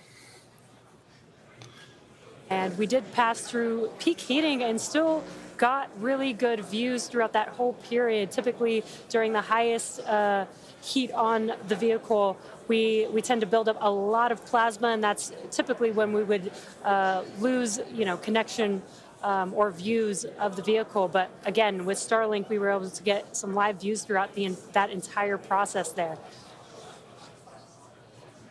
Still going at 15,000 kilometers an hour. We'll start hearing a couple more milestones in about 4 That's minutes crazy. or so when we start getting down to like the transonic, the subsonic, when we're starting to move closer to and beneath the speed of sound. And I mean, we're getting live views, we're getting live data. We've got a couple additional tests on this one today where we left off some missing tiles again to test some additional backup layers. We also have, I don't know if we can still quite see them in this view, but you may have noticed we had some kind of silvery looking tiles on Starship as well. And those were pretty much standard tiles, but they were wrapped in aluminum. And it was a pretty simplistic, straightforward one where aluminum starts to melt at roughly the same temperature where steel starts to lose its strength, not necessarily melt. And so if we see stuff melting, we know. Oh no, flap burned through again. We know what our steel is going to be exposed to. But yeah, 59 minutes since launch, should be coming up on transonic. Oh, Everything no. just about 3 minutes. Pretty massive burn through again already. Now the views here, we have coverage of all 4 flaps. We can see, so for those that perhaps didn't catch a glimpse of the vehicle before liftoff, there are 2 flaps at the forward end and 2 flaps at the aft end. The larger camera view that is there on the right-hand side of your screen, that is a view of one of the aft end or the bottom end flaps. We can start to see some heat buildup and peeking through on one of the flaps there in the top left-hand corner of your screen. It should survive this, though. It's cooling down already. Once again, Starship now at T+1 hour and 9 seconds into its flight today, re-entering the Earth's atmosphere. Currently about 45 kilometers above the surface of the Earth, now 44. We are targeting a soft splashdown in the Indian Ocean, about, northwest-ish of Australia. And we are attempting to, as we did on Flight 4, perform a flip maneuver as well as Starship is at maximum entry dynamic pressure, remains on a good trajectory. All right, so that is great news there. Like Dan said earlier, Looks like there's a this is fire in the basically engine compartment. Max Q Part 2. Definitely So a this is fire in the engine compartment. Greatest amount of aerodynamic loads that the vehicle will experience during its flight. It's coming back through the Earth's atmosphere. It was above the Earth's atmosphere in space where there was no friction. We can obviously see I don't think this one's going to make it. evidence of that friction buildup. The atmosphere is actually helping to slow the vehicle down. If you're watching the telemetry in the bottom right-hand corner of your screen, you can see that speed decelerating rapidly.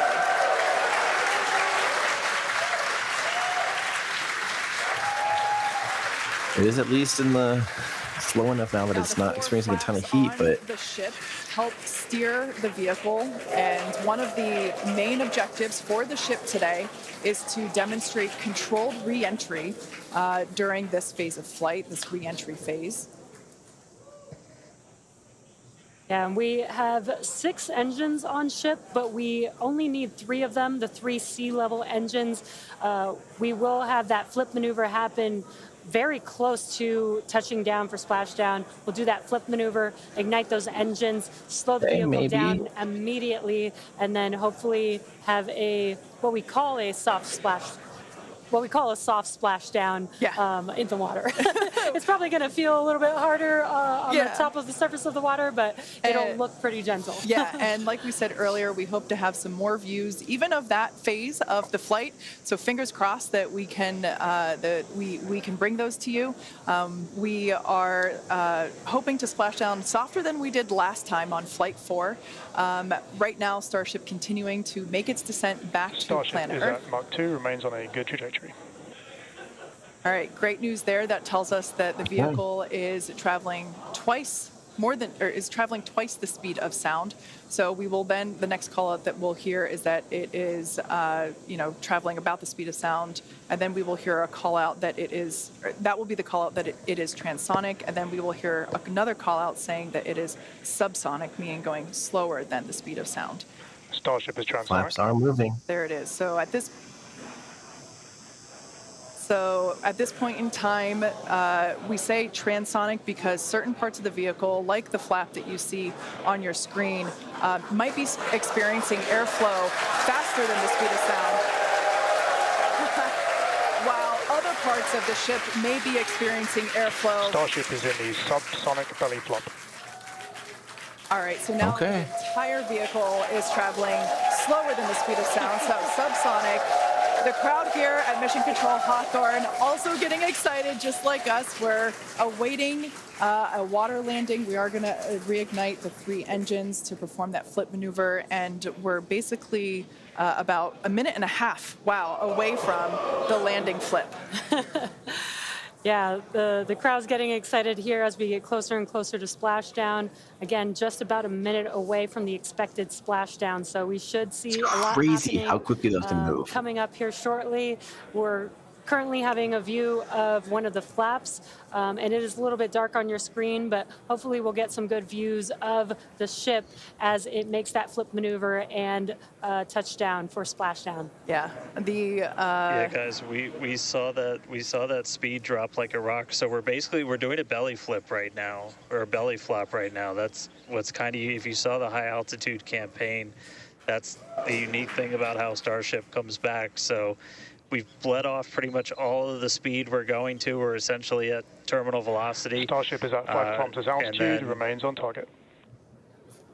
It's good to hear it remains on target. That's good. 5 to go, coming up soon, landing burn. Wow. So it lights its engines at, less than a kilometer, I believe. It's pretty last second, it feels 2 like. kilometers away. Starship is on target. Approaching landing burn startup. So keep an eye on the bottom right-hand side of your screen as well. That will be the indicator when the Raptor engines ignite, if we are unable to see that illumination ourselves. Landing burn startup.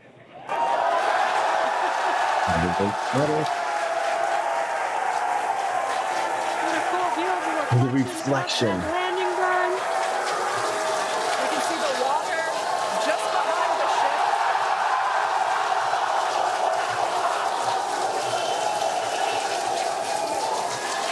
Starship has landed. I think it is safe to say we have a ship in the water. Wow. Touchdown! That is a live hit from the ocean surface. What an incredible end to Starship's journey. A live view from a buoy that we had. I hear out other at the people in this landing hotel zone. cheering. An incredible view of ship landing just about on target as they were calling out.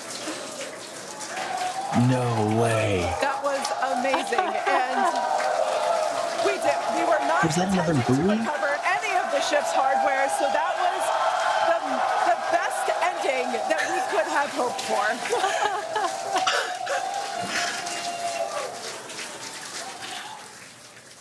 That must be another buoy. So they were dead on target. I don't think we're going to be able to get a ton of extra video of the heat shield, but we hit the target. Yeah. I mean, we hit the target because we had these buoys placed in a pretty specific spot, so wow. Wow. What a day. feel like that's all. That's what I get to say. What a day! What an incredible day! Everything started off today with that launch. We were able to lift off towards the end of our window, 7:25 a.m. Central Time.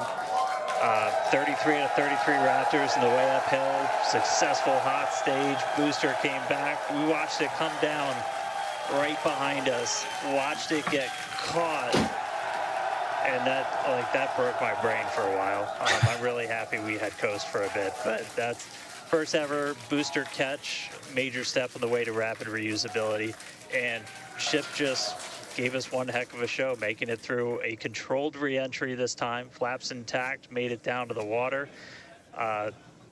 Hey, starships were meant to fly, and it sure as hell flew today, so let's get ready for the next one. Over to you guys. They were meant to fly, and they were also meant to be caught by Mechazilla. Yeah. It's been such an incredible day today. Congratulations to our teammates and to everyone who supported the Starship program. And thank you to all of our future customers for your support. And we'll also like to thank the people of Cameron County, Texas, as well as the Coast Guard, the Federal Aviation Administration, the Government of Mexico, and the Australian Space Agency. Now be sure to follow SpaceX on X for more updates on today's test flight and, of course, for future Starship news. Today was amazing, but the SpaceX action isn't over yet. Soon Falcon Heavy will launch NASA's Europa Clipper, and we're also going to be returning Dragon back to Earth with NASA's Crew 8 astronauts. So congratulations again to the SpaceX team. What an amazing launch and an even cooler catch.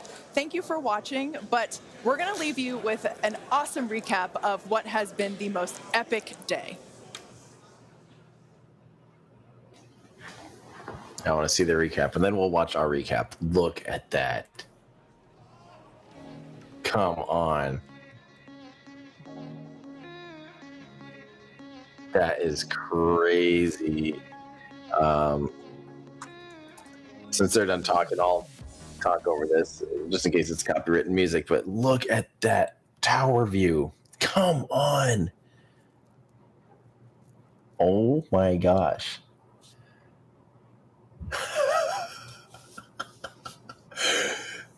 That did not look like it was going to work. I can't believe that. What a world we live in. Okay, we'll also be showing some of what we can of our replays. They just show a Mechazilla running, moonwalking.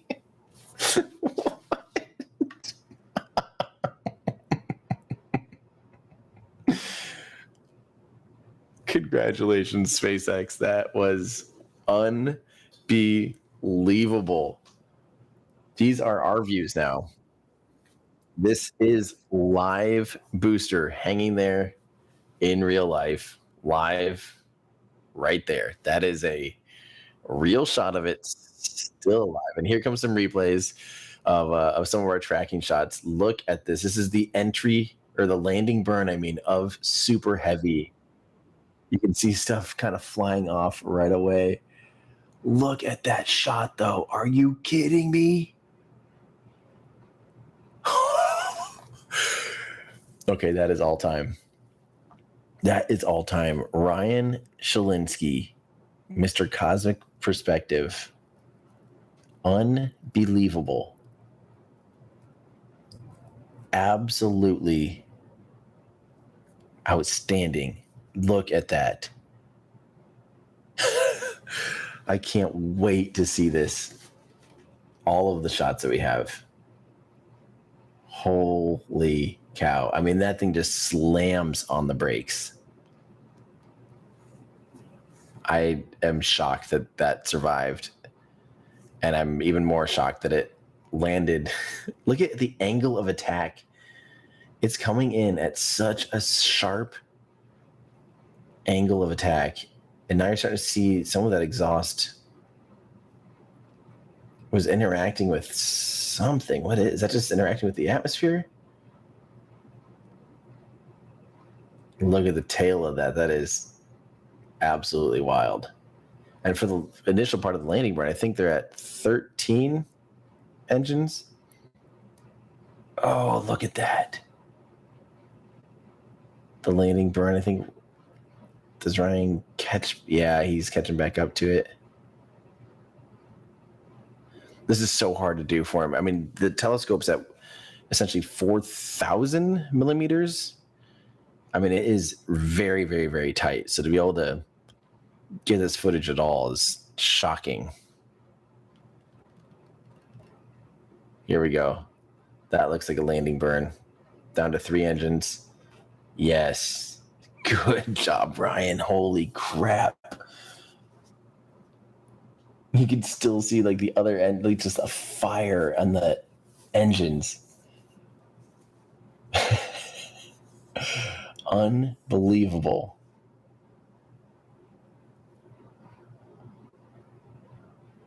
Looks like he's trying to pull a little bit of focus here now that it got so much closer. At this point, we probably don't care about this footage as much as we've got all this other footage from all around, the same ones that capture liftoff, obviously now can capture landing. So we have a ton of remote assets that are recording this part in slow-mo and some really cool perspectives. Like up at that Sapphire wide shot is also amazing. Did he regain focus there? It looks like it's pretty sharp again, huh? Wow. Look at the angle that this thing is coming in at. It's like absolutely skewing over.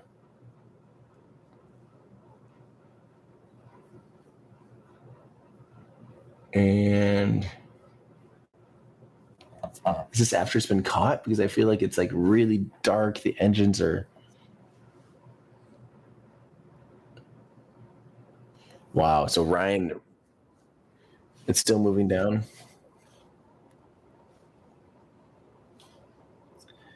So Ryan definitely, tries to expose this mostly to the engines.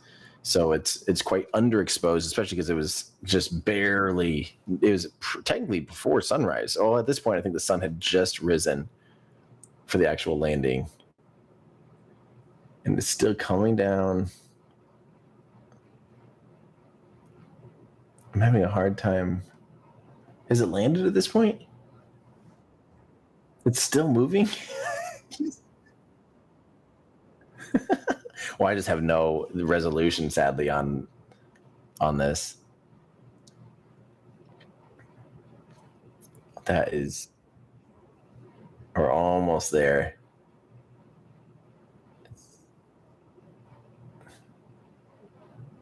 I don't see the... I can't see the arms or anything. Are you able to see that in the studio? Okay. That is absolutely wild. That is just... I can't believe that. And there's the real time that is happening right now. There is a rocket suspended from a tower on the border of Texas and Mexico that went to space and came back, and there it is. Just the most wild thing. Wow. I gotta say a huge thanks again to all of you for watching. I missed so many super chats here, and new members, and just an amazing. You guys are so awesome. I love that you watch so intently and cheer with us, and it's just so fun to come together and watch this history. This is history in the making. We are literally witnessing stuff that's going to be looked back on. Like, these are the golden years of really, really incredible things.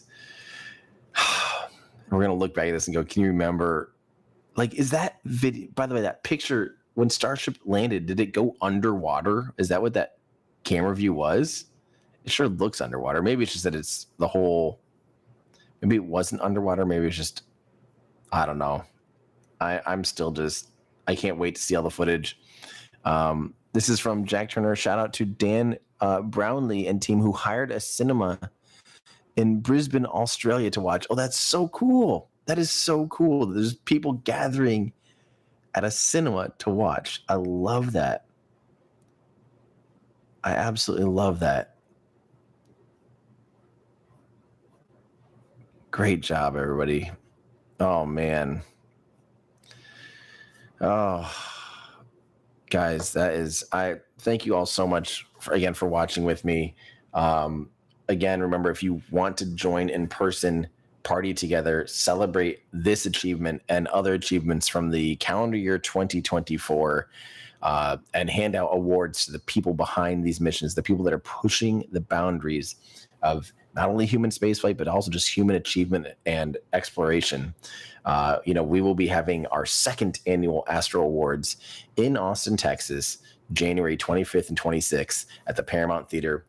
Go to astroawards.live, or you can go to everydayastronaut.com if that's easier for you, and click on Astro Awards. Join us in person. It's going to be huge. We're going to have 2 full days this year, panels galore with astronauts, content creators, people, engineers, people in the aerospace industry, people outside of the industry. We're going to be having a panel on how humans will get to Mars and back. So if you want to come to and then there's going to be a big old party. We're throwing a big old party. I'm going to be playing music live. Last year was so fun. This year is going to be even better. Last year was kind of a minimal viable product, and this year it's even bigger. We have some awesome partners that are helping us with this year too, so it's going to be fantastic. So go to astroawards.live and join us for the biggest space party and celebration, and I think it'll be the most fun and meaningful gathering as well. So if you want to join us, astroawards.live, get your tickets now. We have early bird tickets through November 1st, 10% off. So get them now. Now is a good time to do it. Astroawards.live. Hopefully we'll see you guys there. Meanwhile, I'm going to get back to working on the Apollo video. Hopefully get that out here very soon, because there's some exciting stuff that I have to share with you in the near future when I can. And that will all make sense soon. But also, if you want another way to support the work we do here, speaking of Apollo, head on over to everydayastronaut.com/shop.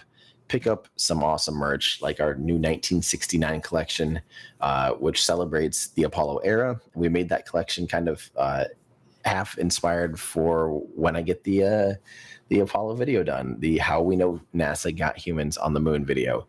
And again, remember, if you want to see early access to some videos, including our slow-mo footage and stuff like that, patreon.com/everydayastronaut, YouTube members as well, and X subscribers. So if you want to support the work we do, going over there. Do we have any more replays that we need to be checking out, or are we good to roll here? Okay, we do have one more replay here. I believe this is our Sapphire tracker. Go ahead and make this guy full screen, and I'll sit back and relax and watch a replay. This will be pretty awesome. Once obviously color grading and things like that come to effect, these will always look a lot more impressive. But we're just looking at the raw footage right now. I think it's probably playing back so slow because we shoot these in high speed, so it's like 1 second is 4. That's a good question. I'll answer that while we're waiting for this replay. How does the booster compare in size to the Saturn V? So the booster is 71 meters tall, and the Saturn V's booster was 40. Hang on. That was the S1C stage. Was 42 meters tall. So the booster is almost twice as tall as the Saturn V main stage booster. It's a little bit less narrow or less wide. It's 9 meters wide versus 10 meters wide. So it's 3 feet, smaller in diameter. But the whole stack is over 120 meters tall, whereas the Saturn V was 111. So it's a good amount taller than the Saturn V. And because the Saturn V wedding caked in from the S4B was 7 meters wide, and then it got even smaller up at the very tippity top. Starship doesn't do that, and the helium or the hydrogen stages on the Saturn V, the S2 and the S4B, so the second and third stage, hydrogen tanks are just massive. They take up a lot more volume. They're bigger tanks for the same amount of density, like for the same mass of propellant. They're like 6 to 7 times bigger in volume. So Starship, even though it looks, a little bit bigger, it's substantially heavier. There's a lot more propellant in it, which is why it requires such powerful engines to do that. Where are we at with this replay? Oh, here we go. Okay, cool. Yeah, we'll pull up. We're gonna pull up a couple other shots as well in the meantime while we wait for this one. So this is Spencer's shot from Mars Studio B. Oh, that's gonna be a cool one for landing, won't it? That's gonna be a really, really cool one for landing. So we'll see it just come right back into frame there.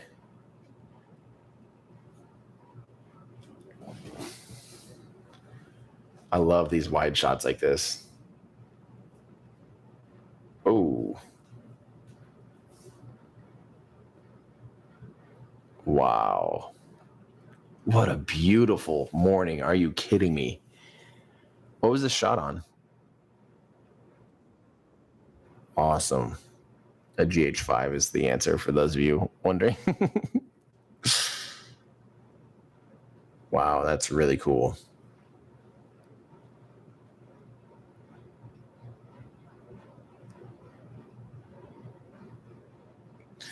Someone asking, when is the launch? It happened about an hour and a half ago. Oh, that's cool with the contrail there. Our team is looking through what shots we can show you guys now and what we have access to. Let's get that reentry going. I want to see that reentry. Landing. Oh, good call with just reframing it there.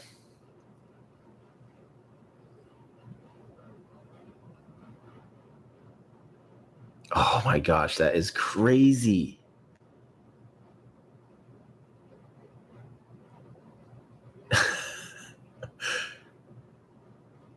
That is so wild. I cannot believe that. I can't wait to see our remote footage from that perspective. It's going to be just ridiculous.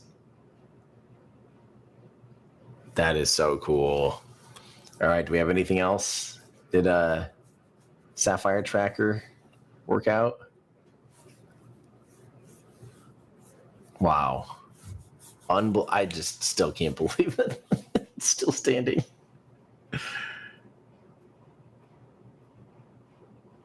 That shot is very, very cool.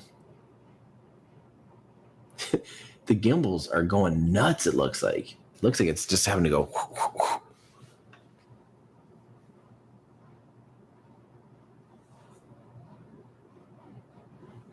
Wow.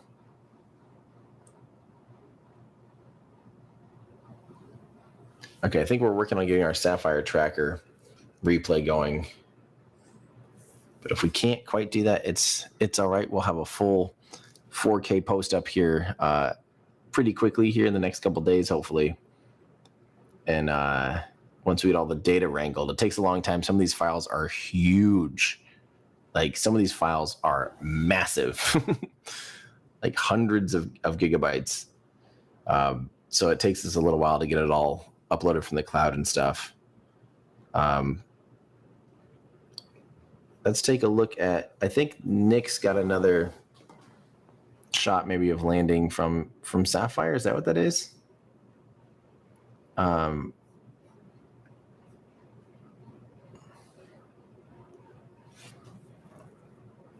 Yeah, we're working on some additional views here, and then I gotta probably get out of here because we have to catch a flight here in a couple hours. So we're gonna have to skedaddle here in a minute. But we are trying to get some more replay footage.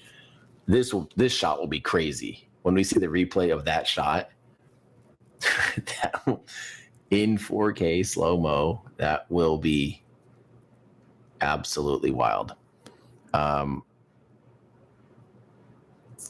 Let's see here. We're working on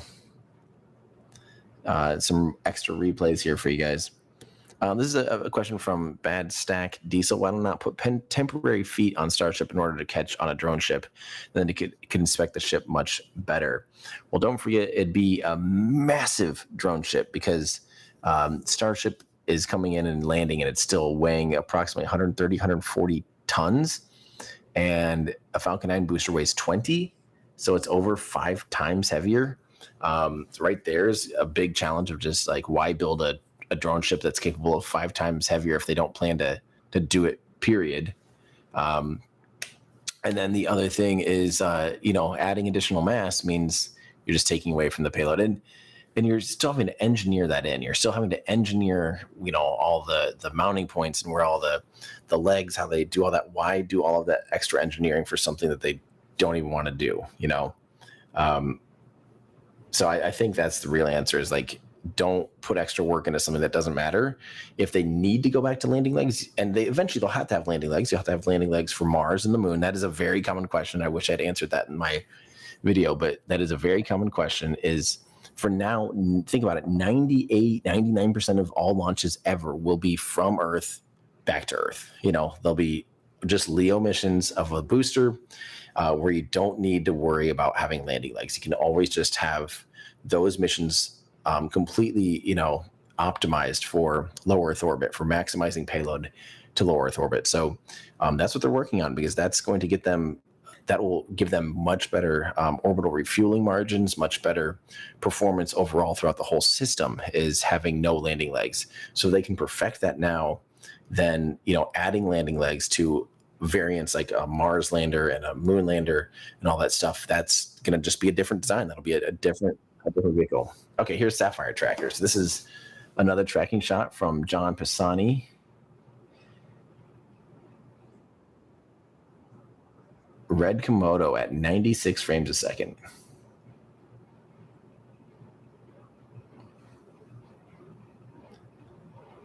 Oh, that's going to be really pretty when it's color graded too. Wow. Wow, that is a beautiful shot. I love watching the condensation just pour off of it there.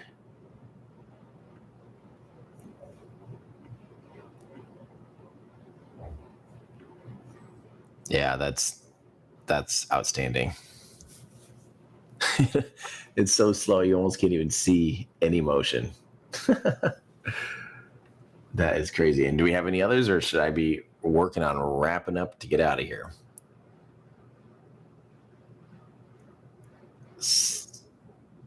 Okay, cool. Well, everybody, I do have to kind of keep moving here, and we'll be trying to collect as much of this footage in the next 24 hours as humanly possible. The team's gonna have to get a lot of sleep.